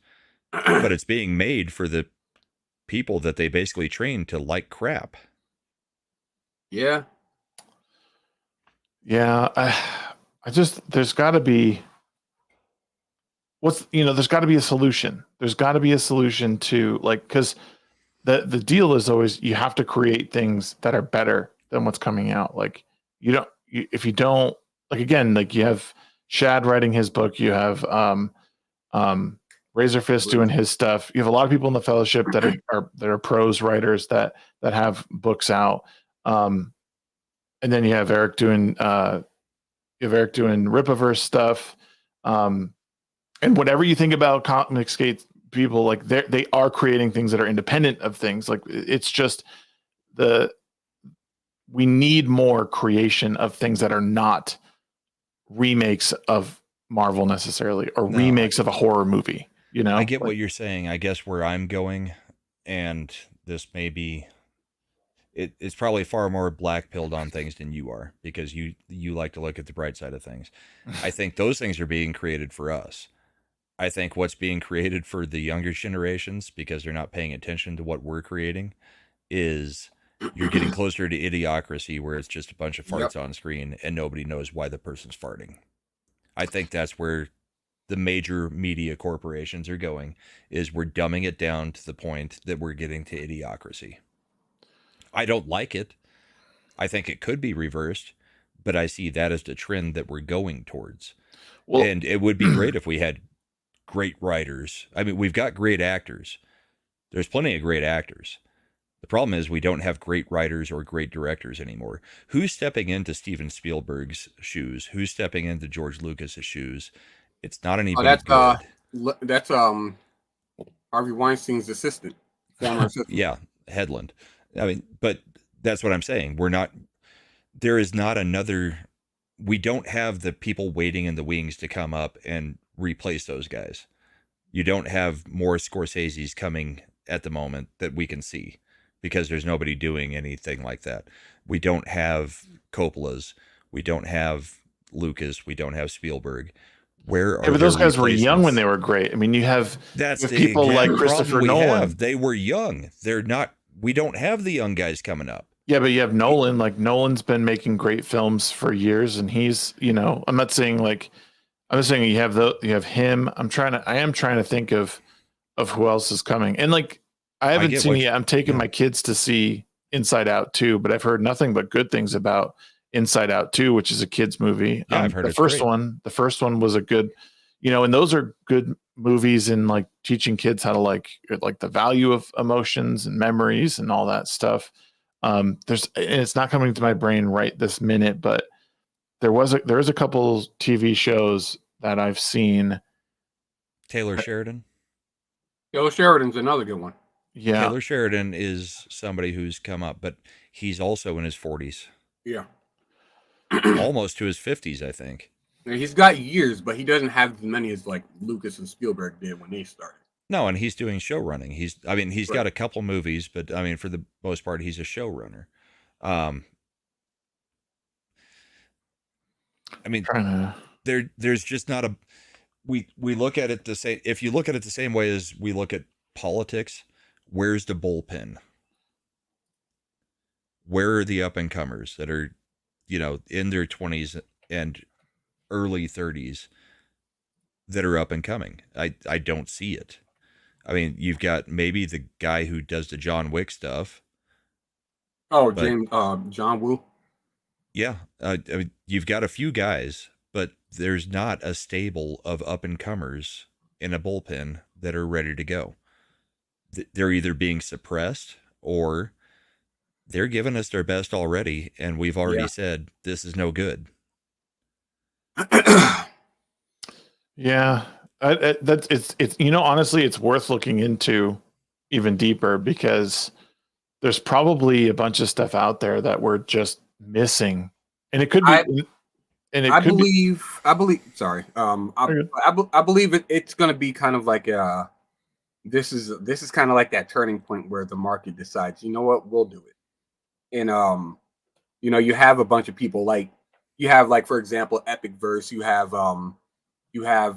Critical Drinkers film studio popping up. You have Rippaverse Studios doing their thing, whatnot, and people just start doing their own stuff, creating their own goodness. Daily Wire as well, and they start recruiting all of the people who are all the actors, the good actors that are looking for work, because the good actors need work, and they give them these scripts and they knock it out of the park, and they're making money now.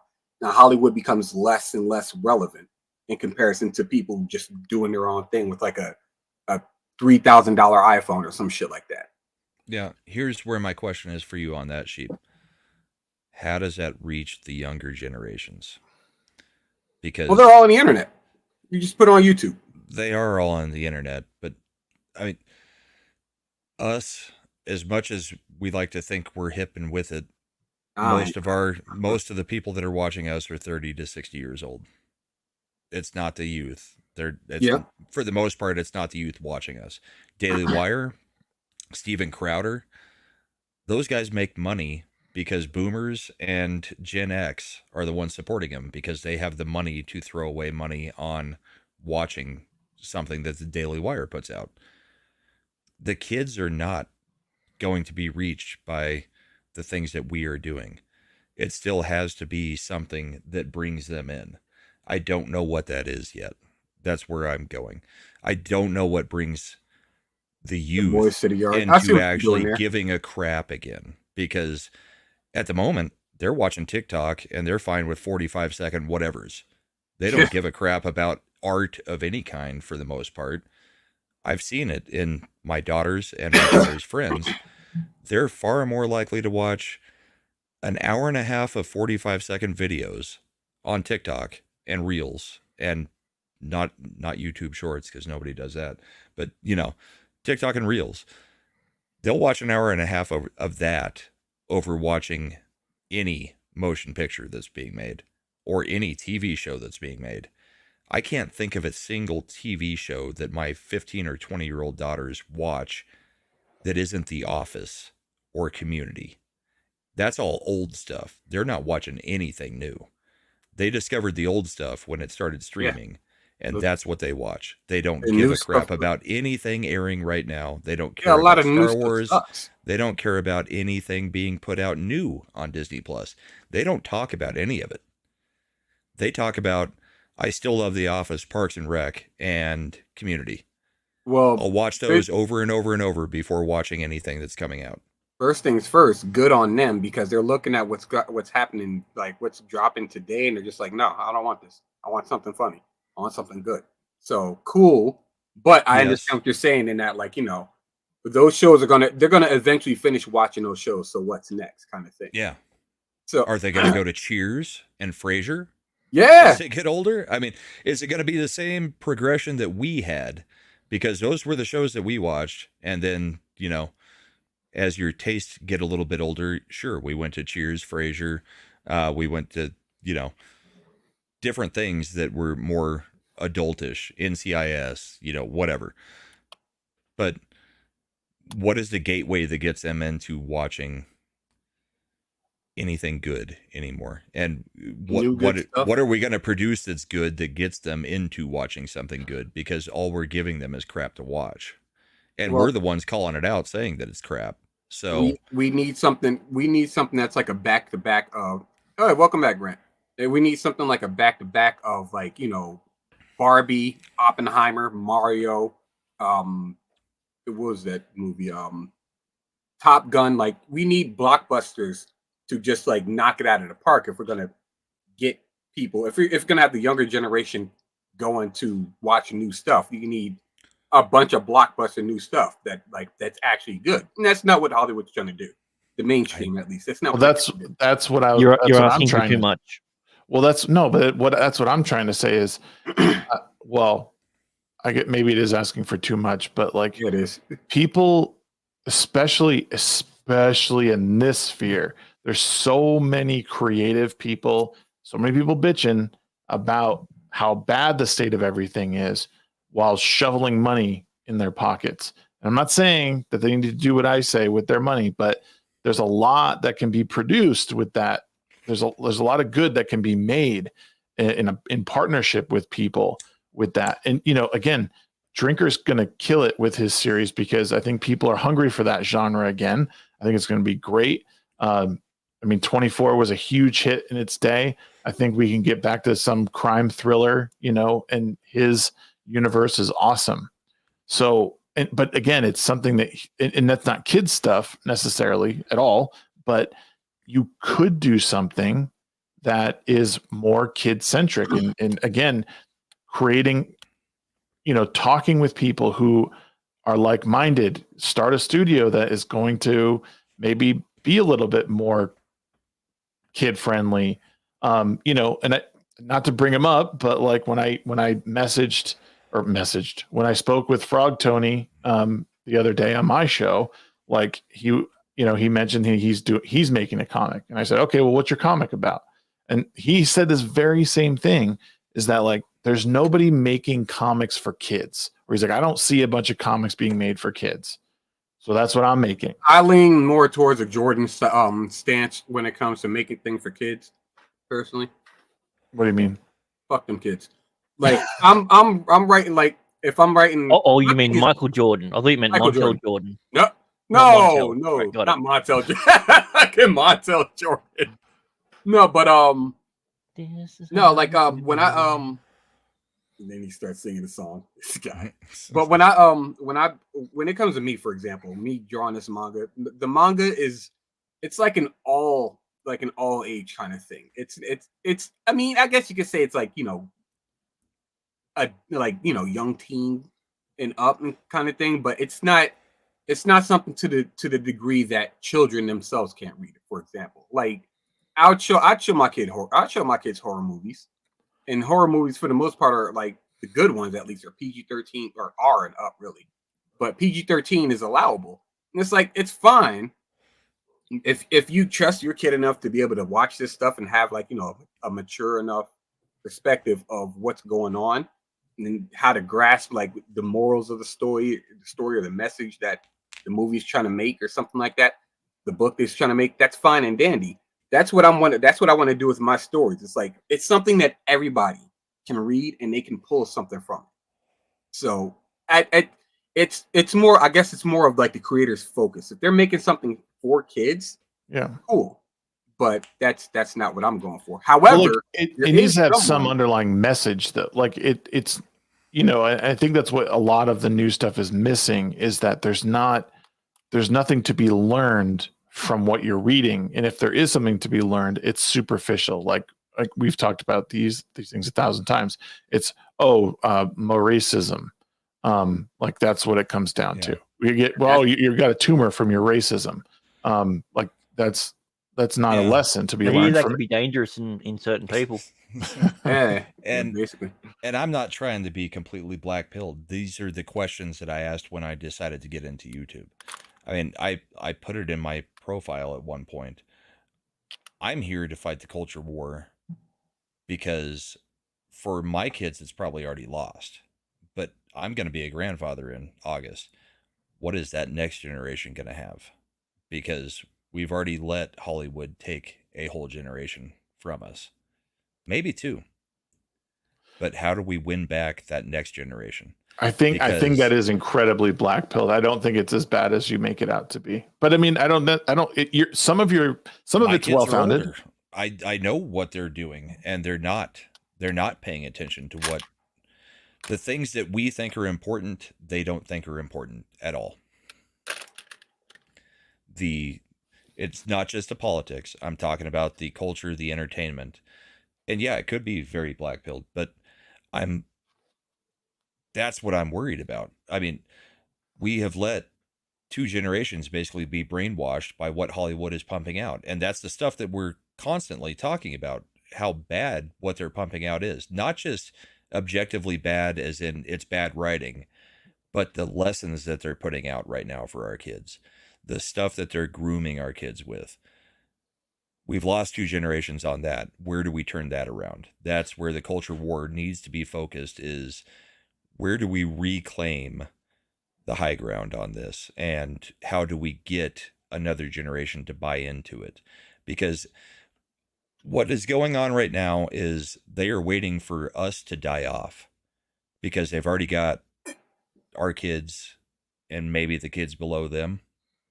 All right, what age you are. Stop trying to force feed us your black pills. No, I'm being realistic. No, I know. We're looking at the numbers in the generations. I mean, this is what we're seeing. We're seeing that teenage males and 20-year-old males are leaning more towards what we're more about because they've been called racist and useless males for their whole lives. So they're fighting against it. But I mean, the whole thing is, when we die off, where's our voice? Because the rest of the mainstream has the other voices. Well, I mean, that's why, like, what I was going to say is, in response to that, is it's not Hollywood's job to raise our kids. It's our job to raise our kids. And I mean, you know this better than any of us. You have the oldest kids. I mean, to some degree, we have to. I mean, I think the lesson that new parents and prospective parents need to realize is that your involvement with your kids is the most persuasive thing in their lives. And that's who's going to carry on. Like you will live a generation. Being, that's the thing, but kids are easily swayed. That's I don't. I think that's bullshit. I think the black pills that you guys are like ODing on are, like, I'm not ODing on a black pill. I just literally all I said was one thing. How's that black pill? No, because your kids are like, I mean, there's kids are easily swayed by. Of course, they're swayed. Things that are that's literally all I said. Yes, but what I'm saying is that you have control. We have control over what our children see for the most part. Now, of course, you can't hide them from everything. They are going to see things, from their friends' houses, whatever. But we can equip them with our values the best that we can. It comes down to also finding partners that also share those values, so they're getting them from both mom and dad. And like, I think Hollywood has less power over our kids than we realize, but I think it does have power when we allow Hollywood to raise our kids more. I think what it boils down to is instead of looking at it as like, how is this going to affect this society, like the country itself, you should put the focus more into how will it affect, like, your house. Just leave it at least, like, start at your house, and then from there you just got to go with, as cliche as this sounds, you got to go with God, and just hope that they carry on the legacy that you want them to carry on. That is the hope. What you guys are underestimating is teenage rebellion and, of course, peer pressure. Yeah, I will shoot that little motherfucker. No, I'm joking. But like, how about for example, I've been through it now. I've got one that's 20 and one that's 15. But it's listen hard to Grandpa. Get them He knows best. It's hard to get them to still abide by the structure and the values that you put into them when they're the only one of their friends that has any of those values. It's that prevalent in society. Unless you're going to do the homeschooling thing, and that also, homeschooling has its own issues. I mean, A, you've got to be able to afford to do the homeschooling thing, and B, they're not getting the social structure that, it takes to adapt to society. I know plenty of homeschooled people that they got their first taste of society and ran screaming back to their mommy and daddy. I mean, there are issues with every one of these things. Glad I'm not Amish. But the thing is, I can instill everything I want to and hope that it all sticks. But there's still individual people, and the societal peer pressure. I'm not saying Hollywood's doing it, but if Hollywood is getting to people who don't have the values and they're your kids' friends, that peer pressure and the rebellion in the teenage years, you can hope they come back in their 20s. And a lot of them do, because the teenage years are, rebellious. We all knew that. We all went through that. We all did that for the most part, I think, right? I did. But yeah, you have to hope that those values override everything else that society is pushing on them. And it's hard when society is so one-sided against the values that we're trying to put into them at this point. You can think you're affecting the kids a ton. Trust me, they get to an age where what you're affecting, it's either you've pushed too hard or you didn't push enough. There's very, very seldom a time where you have gotten it baked into the cake correctly. Yeah, and I don't and I don't pretend to know what it's like to have teenagers. What I do know is that at one point I looked at my mom in my mid-20s and apologized for every shitty rebellious thing I did, and realized what I had done, or realized what all the lessons she had tried to instill in me, and I've tried to take those and implement since then. And that's the hope that you come out of out of the teens. Right. Yeah. And I realize that it's not perfect. I realize that you're going to lose people, and that's just, no one makes it out alive is the thing. And I know people don't always like that answer, but it's the truth. I don't think anyone expects it to be perfect, though, at the same time. Yeah. That's the thing. Life isn't. Right. And if it was, it wouldn't be worth it. True. But look at the degradation between, say, our parents' generation to our parents' generation to our generation. I mean, at what point did dropping the F-bomb every other word becomes something that was societally acceptable. I don't fucking know. Just fucking do it. I'm just talking about stuff like that. I mean, that's it. Billy Connolly. The degradation is where we're losing the battle.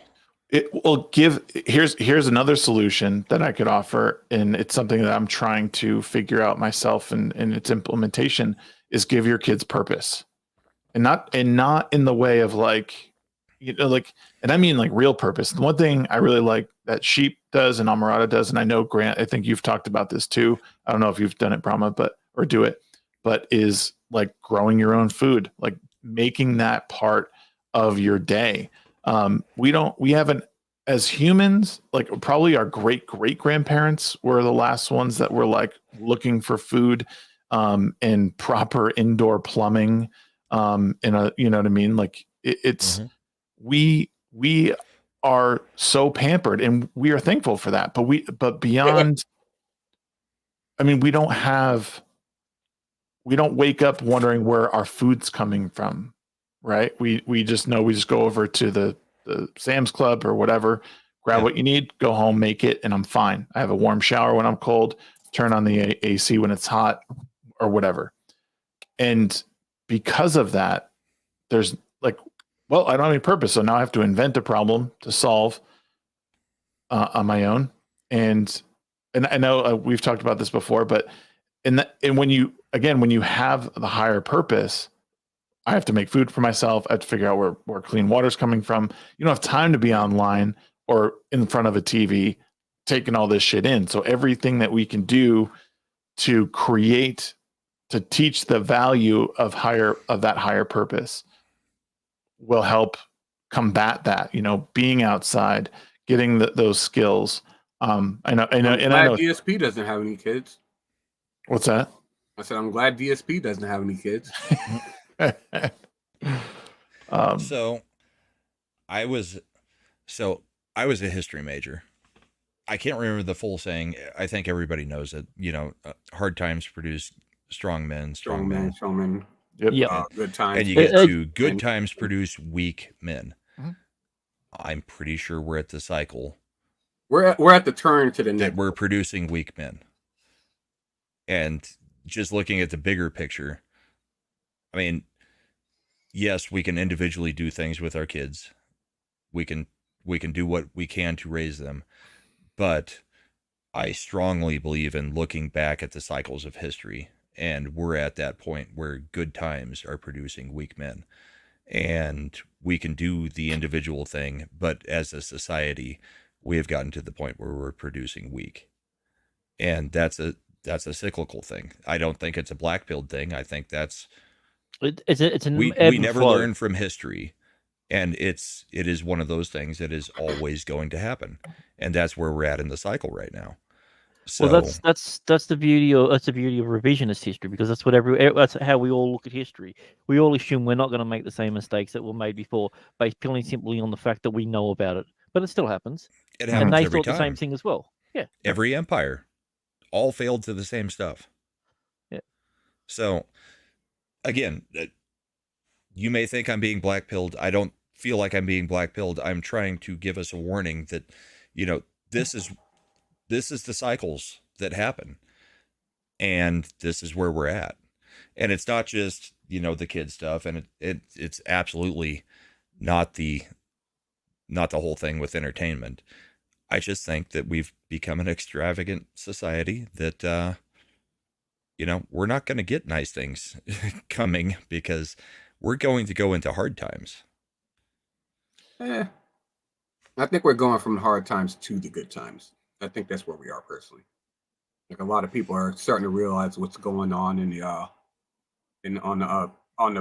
I guess you could say the atmosphere, not the atmosphere, but you know what I'm saying. Like, a lot of people are recognizing what's going on and just like, yeah, this ain't cool.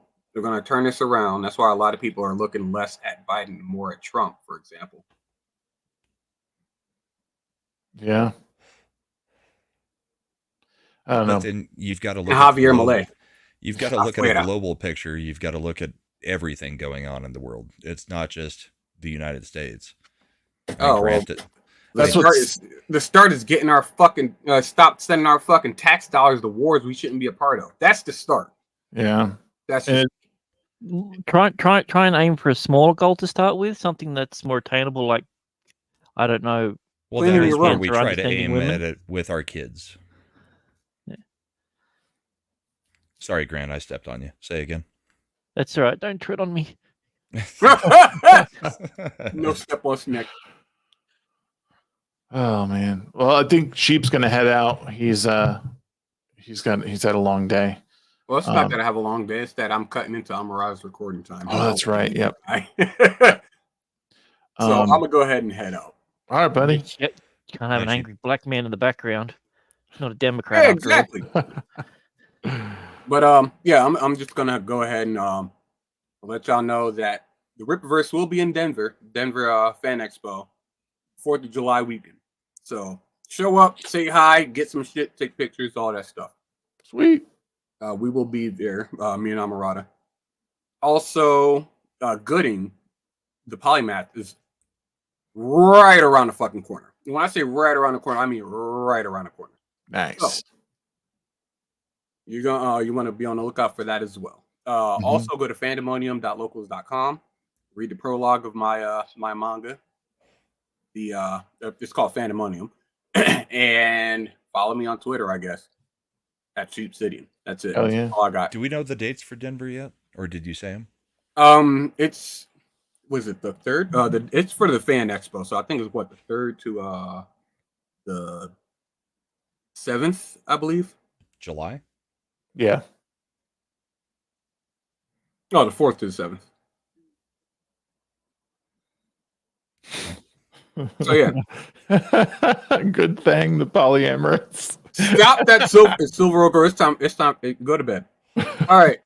I'm gonna get out of here. Peace out, y'all. All right, later, man. See y'all next week. Hell yeah. Same bat time, same bat channel.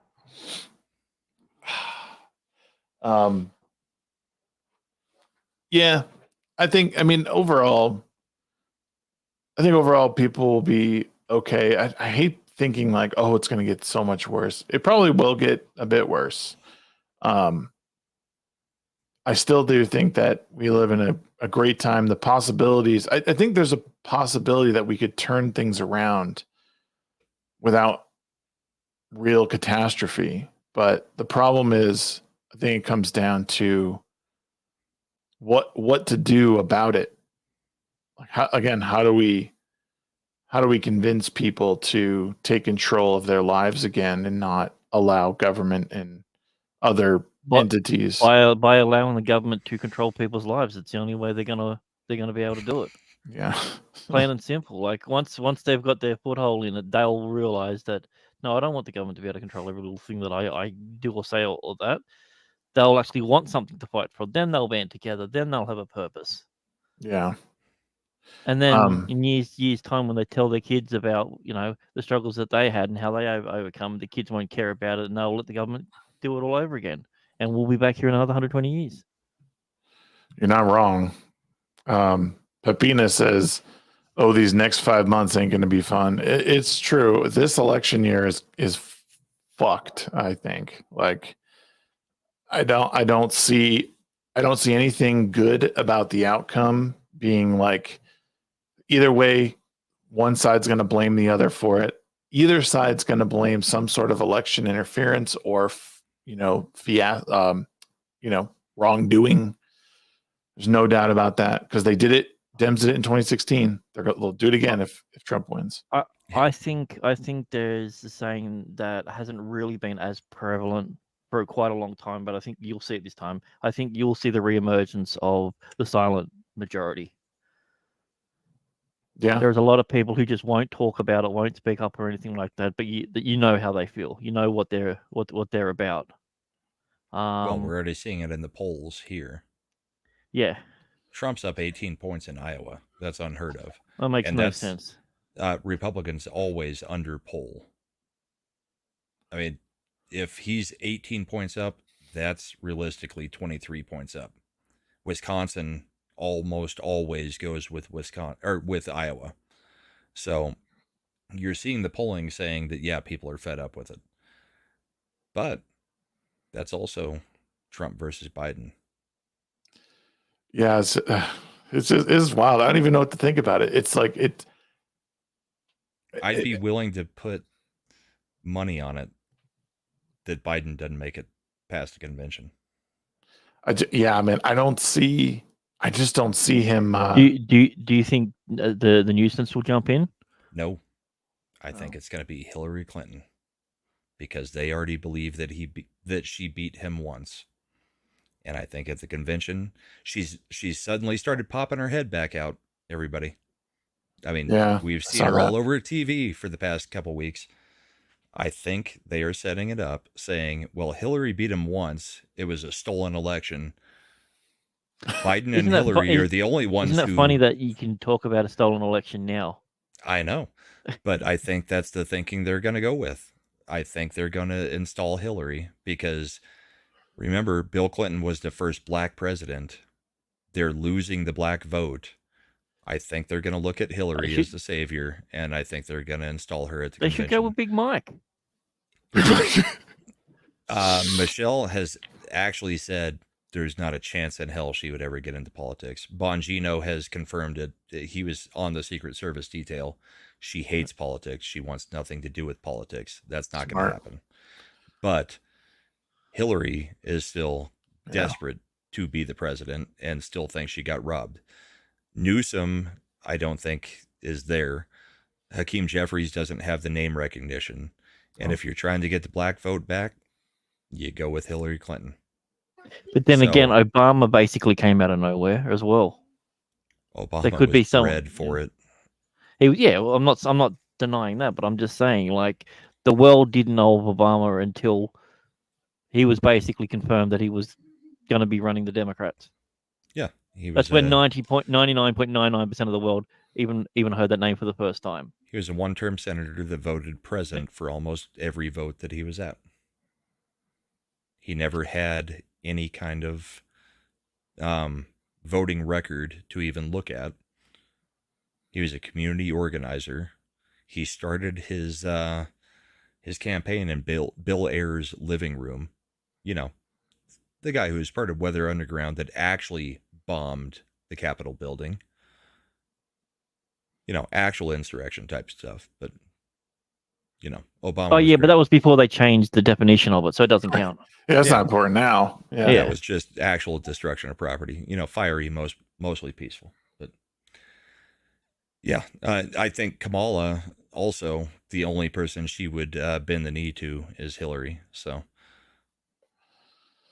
we'll see. But I don't see it coming down to Trump versus Biden. I think that's the reason that they have the debate next week, long before the conventions, long before the debates ever were in any other presidential election, to see what Biden actually looks like up against Trump.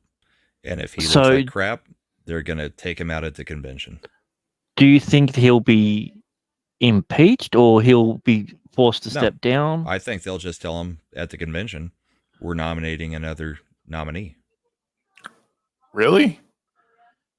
Can that be when do done? the Democrats care about anything about votes? No, but I mean, like logistically, he's the head of that. Like, logistically, the Democrats run their convention through superdelegates. Well, yeah, because you elect the party, not the person. So that means that, say, for instance, if they decide, let's just say tomorrow, that the Democrats want Hillary to run it, does that mean that she automatically goes in as president now? No, at the convention, the party can nominate anybody they want. I mean, technically, there were primaries, but the way the Democrats do it, they have what are called superdelegates that basically override all the actual delegates. The superdelegates can vote whatever they want. The delegates have to abide by what the state said in the primary, but the superdelegates, they can vote for whoever they want. That's basically how they defeated Bernie years ago. Well, they pulled the rug out from him. Bernie was. Yeah. I couldn't believe Bernie didn't get in. Like I was genuinely, because even a few Republicans that I knew at the time. Well, it was actually a fair few of them that didn't mind Bernie because I didn't really see him as a true Democrat. But then he went full socialist, and then that was when they thought he actually had a spine, and they realized that he's actually a jellyfish because he doesn't want to lose those 3 homes that he's got, like most people from Vermont. A lot of this, Bongino is saying a lot of this too, but the whole video of Biden being pulled off stage by Obama after Biden froze up for, the cheap fake, as they're now calling it. Obama is doing some messaging there. He's basically like, yeah, I'm in charge of this guy. I can take him by the hand and guide him off the stage. I can push him out whenever we need to. Yeah, I think all all that that way he stuff... can come back right, is there? What's that? There's no way Obama can come back right. No. Only 2 terms. 2 terms. It's in the Constitution at this point, ever since FDR. Yep. I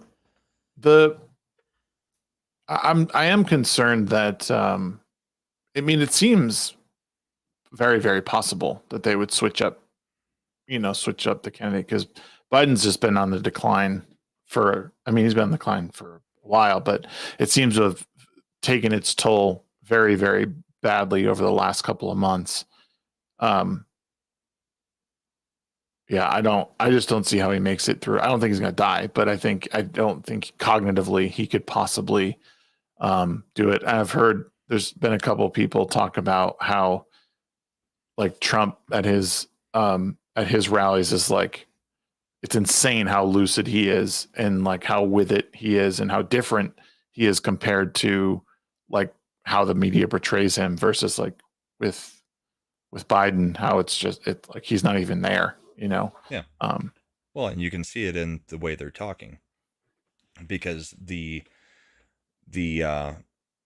media talking points have been, well, all Trump has to do is show up and speak in 2 sentences and prove that he's not dead. That's the projection that the leftists do. That's what they actually think about Biden. The leftist will always tell you what they think is going on or what is happening on their side when they project it onto your side. So if they're saying Trump he's got a low bar to pass. I mean, all he has to do is get through a sentence and stay alive.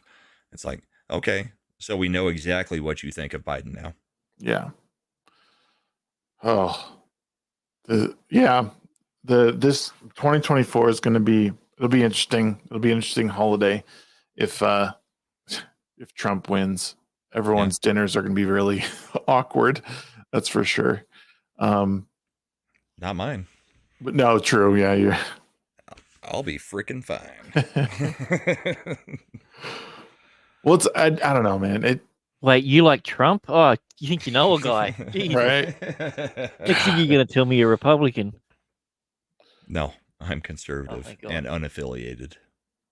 Okay, Arsenal said, read my chat for $2. I'm going to read it how I think he said it.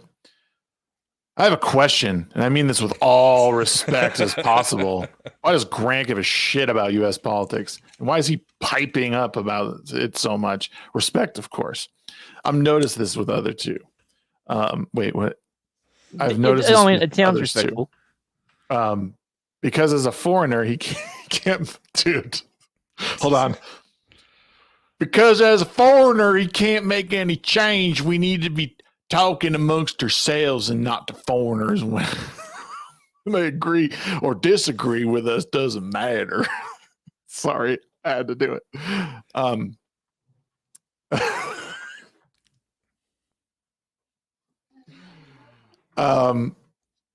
I not the big red. Well, as a foreigner, you should know I've already voted for Biden.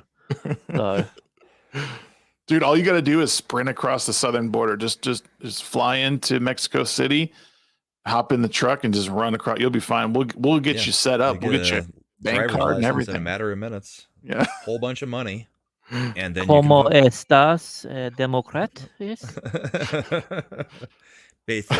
Basically. Arkansas for $10 says you earned this. Thanks, man. Those big brain plays, baby. Big brain. And also, I don't know if you realize this, but what happens in America with politics affects the world. It does. Yeah. No, Yeah. and I honestly think that world politics would change quite a bit, even with Biden staying, so. Well, we're seeing a mirror of the first time that Trump was elected, because the EU just went far right. Yeah. I mean, not far right. They just shifted to the right. Mhm. There were a lot of elections that went to the right. That's exactly the same as Brexit went. And everybody was shocked that Brexit happened. And then everybody was shocked that Trump happened. Yep. People are sick of the leftist shit. Yeah. You've got a direct comparison now. You've got Trump was already a president. You've got Joe Biden has been the president.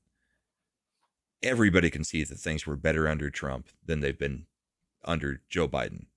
No, that was all because of Obama. You see, it takes 4 years to Yeah. for everything to come with it, except for when there's a second bad term for the Democrat. Then that's yeah. Yep. So I mean, this is an unusual election in that we have that direct comparison. Yeah. The guy's already done it, and the guy's already doing it. I mean, they can say Trump is going to arrest everybody, blah, blah, blah, that he's going to be a fascist, he's going to deport everybody. Sure, he might, because he's the lame duck president, and he can do what he wants at that point. Yeah, but we've already but I mean, seen his yeah. first term, and he didn't do any of that. Yeah, I was going to He say, how much of closed the the swamp was border. drained? Well, Right. Trump was He didn't pretty get- left on his border policy, wasn't he? Like he was pretty He had to liberal. stay in Mexico. Yeah.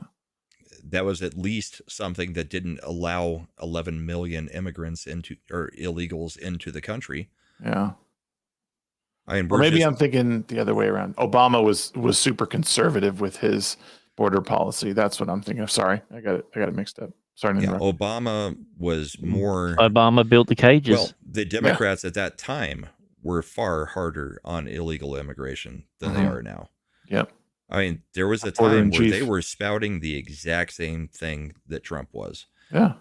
But since it's coming from Trump, they have a problem with it. Oh yeah. Yeah, he's not establishment. They don't want him in there. He's disrupting their power balance, especially in the world too, with pulling out of the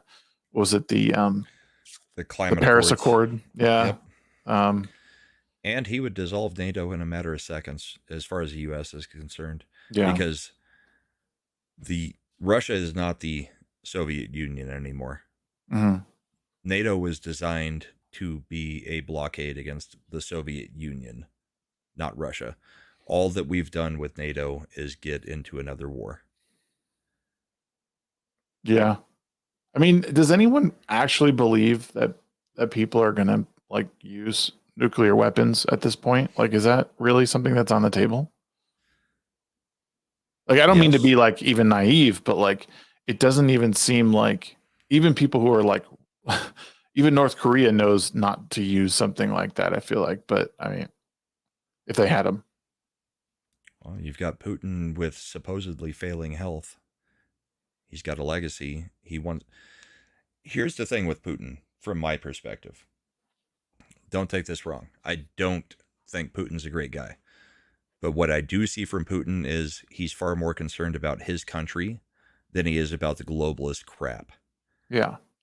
And I would like to see more of that from every other country, including ours. Putin saw that NATO was going to encroach across the line that they were not supposed to encroach by inviting Ukraine into NATO. That was a line that was not supposed to be crossed by multiple treaties. Joe Biden, when he got in, basically said, yeah, we want Ukraine as part of NATO. That's like planting the nukes in Cuba right off of our, putting them right in our neighborhood. Mm-hmm. That's no different to Russia than it is Cuba to us. And that's why he's doing these war games right now, 60 miles off the coast in Florida, reminding us, hey guys, how do you like having a neighbor that is openly hostile to you? Ukraine was supposed to be in Star Trek terms, the demilitarized zone or the neutral zone, right? We're the ones who pushed that. He said no. I would like more nationalism. I respect that in Putin. I don't think he's a good guy. I don't think the Russians are, a great country to be looking up to in any way. But I respect a country that says, no, we're going to fight for our survival. Who cares about the globalist crap? Yeah. Because they're not going to attack Poland. Even if they took Ukraine, they're not going to attack Poland. They're not going to attack into the NATO countries. That's suicide. Yeah. They're not going to do it. The fact that they sat there and were like, yep, we want NATO to bring in Ukraine, that's a direct threat to Russia. And that's just push. And I don't know when everything flipped, because during the Romney-Obama stuff, Romney said Russia's a major threat. And Obama was like, the 1980s called and wants their foreign policy back. And then suddenly Trump's in, and Russia is enemy number one again. Obama let them invade Crimea. Mm-hmm. They didn't do crap under Trump because they were scared to death of a guy who's crazy enough to pull a trigger. And then the second Biden got in, boom, we're right back to Russia doing stuff. We're not leading through strength. No, I agree. I want to just address this real quick. Please pick the best person to decide what we should all do. Deal? No, and I think this is a good comment, because I think we all realize, at least on this panel, that the president is a figurehead. He's a spokesperson for our country. I think at best, really. I mean, he's commander in chief, which sometimes can get a little dicey, but for the most part, the people who are the real problem is, I think, is Congress. The Senate and the House of Representatives have royally fucked the American people, and I've told people a lot, you need to pay more attention to your local politics, as that's where a lot of the influence is in close to you. But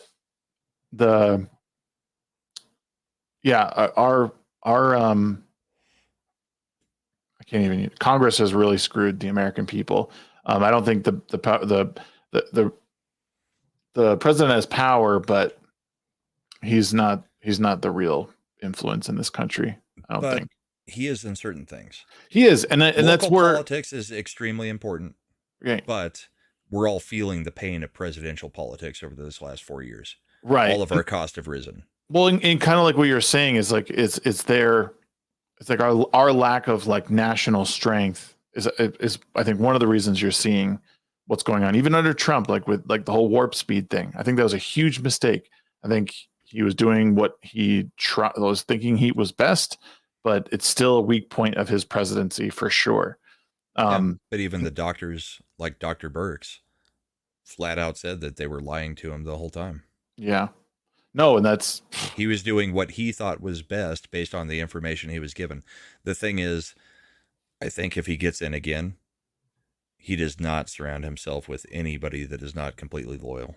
Yeah. And they may see that as a bad thing, but I see it as he learned his lesson. Yep. He will be more effective in the second term if he gets in. I would hope so. Again, I have never seen Trump live at his rallies, but I've heard recently that he is a completely different person than media paints him to be. They take him out of context. He's a funny dude. He connects with people. Yeah, he connects with people. He's just trying to take the piss out of everyone and just be a regular guy, while also trying to even though he's a billionaire, a millionaire, whatever. He's still trying to connect with people on a more real level than someone like Biden or a lot of the other Democrats that have come across our way. I still to this day I can't believe he said that if you don't vote for me, you ain't black. You ain't black. And that guy just sat there and was like, oh, okay. That was Charlemagne the God. Yeah, it was even worse. Like, I don't know. Now, here's a hot take for you. Mm. Wouldn't it be awesome if he appoints Don Jr. as the VP? So even if they do take him out, they just get another version of Trump coming up. See, I think this is where I have to disagree. It would be funny, but I don't think it would be effective. And because I do think the thing about Trump is that he can't be the meme all the time. And I don't know if he does it on purpose or what, but like he does need to surround himself with a strong cabinet. I think that's a lot of what he's missing. He does, and maybe this first time around, he learned a lot from all that. But this second term, if he gets in, like he needs to surround himself with good, smart people that genuinely have the American people like on their mind. And I hope that we're able to get something done with the border. I think the border is a mess. I don't know. There's so much wrong. The thing with the first Trump term was I don't even think Trump believed honestly that he was going to win. I don't think he was prepared with his cabinet. And we saw multiple people leave that cabinet. I mean, the people that stuck around, Ben Carson, Betsy DeVos, in the Department of Education, that kind of stuff. I mean, they were ideologically aligned with him, I think. And I think he knows who's ideologically aligned with him now. It's been another 4 years after 4 years of crap during his presidency. I mean, he was sabotaged from day one. So I think he will, if he gets in there, he will put in the people that actually need to be there to make things happen. Yeah. I'd like to see Vivek as a duck, cabinet person. He doesn't have to worry about re-election. Right. He just has to worry about them impeaching him 5 or 6 times unless we give him the Congress too. Bro, it's wild to see that whole thing happen. Well, the problem is now is like setting the precedent with what they did with him legally. Yeah. Like that sets a horrible precedent now. And it's one thing I worry because Trump's not afraid to sue people, and get into legal battles. He had the chance of lock her up the whole time, but he didn't do what Biden did. Yeah. He didn't go after Hillary. Hillary could have been locked up. She had those classified documents on a personal server, no different than what he's being accused of in the classified documents case, at least. That server was hacked. They told us that the DNC was hacked. He didn't go after her, but they've now come after him. So, I mean, we crossed the Rubicon. It's now fair game. I mean, at some point, the Republicans have to start playing the Democrats' game. You have to fight fire with fire.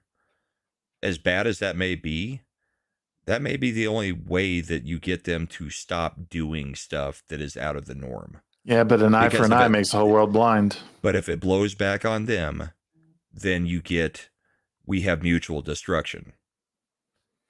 But it has to blow back on them before they realize there is mutual destruction. It is no different than the Cold War. You have to stand up and be the strong man there. And if they're going to play the lawfare game, I mean, even with the elections, right? So Laura Trump is now in charge of the RNC. Yeah, they're going to do the ballot harvesting in every state that ballot harvesting is legal. They are not going to encourage Republicans to vote on the day of the election. If there's early voting, you go vote. You don't maybe get caught up in a snowstorm. You don't maybe have somebody have a medical emergency to where you can't vote. Day one, go vote. Take 10 people with you. Play their game. If they can do it, and that's the rules right now, it's not breaking any rules. It's not doing anything outside of the norm. You go do it. If we then want to institute a national election day where everybody gets a day off, a federal holiday to vote, make it law. Yeah. But right now you play by their rules because they're the ones that have made the rules. You have to play by those rules. No different with the lawfare. They've now made the rules. It's no different than when Harry Reid dissolved the filibuster for judges. They didn't think it would come back to bite them. Yeah. And we've got 3 Supreme Court justices because they dissolved those rules. Yeah. You have to punch them back in the face so that they learn a lesson. In Minecraft. Sure.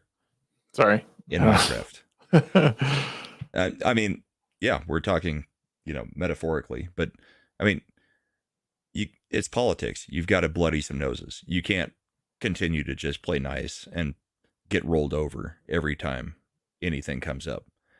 If somebody's going to go nuclear on you, you have to be willing to go nuclear too. I mean, it's not pretty. It's not what I would like to see. I would like to see us take the high road, but the high road is killing us. Yeah, I can see. No, it certainly is. It's concerning, because you don't want to stoop to people's level either. But yeah, it certainly seems to be costing. It seems to be costing Republicans in the long run. Well, and I would say it's a lot more than Trump. Steve Bannon's going to jail. The guy from Alex Jones's network, Owen Schreier, went to jail just for being at January 6th as a reporter. All the January 6th people that didn't do anything other than go into the building after being invited in by cops. Wait, Owen Schreier, the one that Adam had on a show recently? I don't know if Adam had him on, but yeah, Owen Schreier went to jail for like 90 days. Wow. For January 6th. Just for being there in a reporter position. He, I mean, you can say what you will about Alex Jones Network, but yeah, I mean, they're basically reporters. I mean, journalists. They may not have the documentation that MSNBC does or CNN or whoever, but yeah, it's more lawfare than just Trump. Just like the guy from New York we were talking about earlier tonight that built guns in his apartment as a hobby because he likes building guns. Never shot one, never sold one, is going to jail for 10 to 20 years. Is actually in jail right now. He's in Rikers right now because the judge said the Second Amendment does not apply in my court. Openly said that? Yes, the judge said it to the defense. Do not bring up the Second Amendment. The Second Amendment does not apply in my court. Wow. Said it out loud. So it's not just the Trump cases. The Trump cases are bad enough that they're going after a former president. They were already coming after the right. Why do you think they need 87,000 more IRS agents? There's a lot more than just the Trump cases. They've been doing it for a long time. Lois Lerner in the IRS during Obama, going after all the conservative groups. That's lawfare. Yeah. I mean, it's 10 years of it now. Right. We did take the high road. It's time to go back at them. They went after the former president. This is the time where you start making them pay attention to what is actually going on in the country. And you put it right back at them. I mean, you can't just keep taking the high road. I mean, it's just not something that works. They will always go low. Michelle Obama says they will, they go low, we go high. No, they've gone low at every point. They want to pack the court. That's nothing we've ever considered. Yeah, no, it's true. But people, yeah, it's just how it's like people are made to believe that if they do pack the court, that it will be better, So the issue is they don't understand. Regular people don't understand the fallout that can come from doing that. It's like, oh, okay, well, you pack the court with the people you want. Well, what happens when everything? That's a completely separate arms race. Right. They pack the court, we repack the court. They pack. Sooner or later, you got 150 Supreme Court justices because the thing is, it has to be stopped as early as it can. So you cannot let these grievances go by. They have to be aware that we will play the same game they will. Sean says, also from an objective standpoint, impeachment of Clinton over that was a hit piece too. So why is that okay for opposition to do, but get upset when the table is flipped? Yeah, no, it is checks and balances. The big issue I see with politics is that it's a giant, it's just a big dick measuring contest a lot of times, and it's a lot of politics is right. It's a bunch of flexing on one side or the other. It's why you see and especially with Trump, you saw like a big swing. It's like, oh, we're going to impeach him. We're going to impeach him. He's going to be impeached. Don't worry, he's not going to make it. And they never got him on anything. But if a Democrat's in there, the Republicans are saying the same shit. Oh, we're gonna impeach Biden. We're gonna impeach, and it's like, okay, well, if he actually did something wrong, okay. Okay. But here's the thing we got to get back to ultimately. Yeah. The federal government and the state government and the local government, we're in a republic. They are supposed to work for us. At this point in time, we work for them. They take how much of our money in taxes to do things that they want to do? They work for us. The whole government, the beauty of this government is that it is designed to work for the people, not for us to work for them. They are supposed to be answering to us. We need to get back to that. We need to start electing people that do what we say they're supposed to do from each individual state or each individual city in your local government. The government has forgotten that we're the ones in charge. It is by the people. It is not the government is the end all be all. The government we're should the ones fear the supposed people. to be giving the orders here. Yeah. The government should fear the people, not the other way around. Yeah, they better start fearing the people. And that's not a threat. We need to get back to that level. Because the original government, they weren't lifetime politicians. They were farmers that went to Congress for a few months, voted on stuff, and went back to their farms. We did not have an elite level of society that were politicians. And now we have a caste system in this country. And that's not how it's supposed to work. Nope. Well, heavy topic to end on, but it was a good discussion either way. Let's wrap it up. It's late. I'm ready to hit the hay. Grant, what do you got coming up? Anything major, Mr. 500,000? No, just gonna be doing what I've been doing, and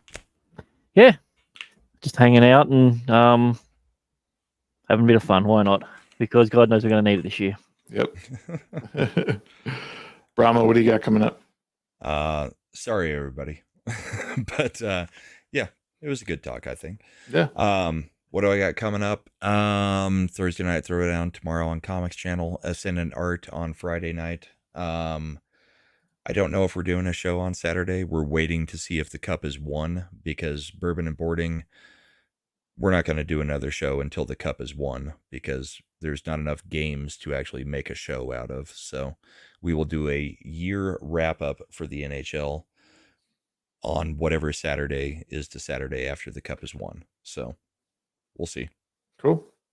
And then next week, Thursday night, me and Little Chad are going to launch our new political show that will normally take place on Sunday mornings, but we're going to do a live watch along of the debate. So nice. If you like anything that I was saying tonight, come watch the debate with us, because it should be a hell of a time. And as for me, you can always catch me here on this channel, on the Shagsworth. I do my Ready Set Shag podcast Monday and Thursday evenings, usually 8:30 p.m. Mountain Time. Tomorrow night I'll be just hanging out. We're gonna probably play some games over on Twitch and on my YouTube gaming channel.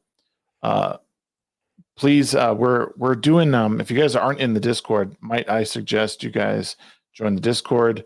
Trying to build a community over there to talk about a bunch of stuff. We have meme channels. We have discussions on politics. Discussions. You could post your favorite recipes in there. You could post your favorite music in there, and you can tailor the experience right to whatever you want it to be. The link is in the description below. I really hope that you guys the command's not working right now. I apologize, Ark. If you can just put the link in chat, that'd be awesome. Sorry. But join the Discord. We're having a lot of fun. We're building it out. It's a brand new setup. Let's see. I had something important to say, and I totally forgot. Grant put that actual quote from the judge in the private chat. So the judge quote said, "Do not bring the Second Amendment into this courtroom. It doesn't exist here, so you can't argue Second Amendment. This is New York." Wow. Disbar immediately. Wow. Yeah, it seems like immediate grounds. What was I going to? Man, there was something I was going to mention. Well, really, what I do want to mention is there's been a lot of people who's helped me with this Discord so far. Levistro, Arcasul, all of my mods have been extremely big helps in getting me like situated. And King Deplorables, Metastep, Cream NATO, Nasmer, the Malware, Space Zombie, Sonia Lissette. You guys have all really been a big help, and I just want to thank you. And of course, to all the members as well. All the channel members have been like huge, integral into growing the channel. I keep saying too that if you want to see this channel grow beyond what it is, if you want to see this go to the next level, your memberships help do that. Super chats help do that. Thank you guys for the super chats tonight. I hope you had fun. It's been a great discussion. Thank you, Brahma. Thank you, Grant. Thank you to the regular panelists, Nogreenrocks. Thank you, Sheep, for being fun. And Culture Casino, he had to go to bed early, but it's always a pleasure talking with Culture. We'll see you guys next time. Tomorrow night, about 9:30 p.m. Mountain Time on Twitch and on my YouTube gaming channel. Check it out. We'll see you guys then. Take it easy. Night, everybody.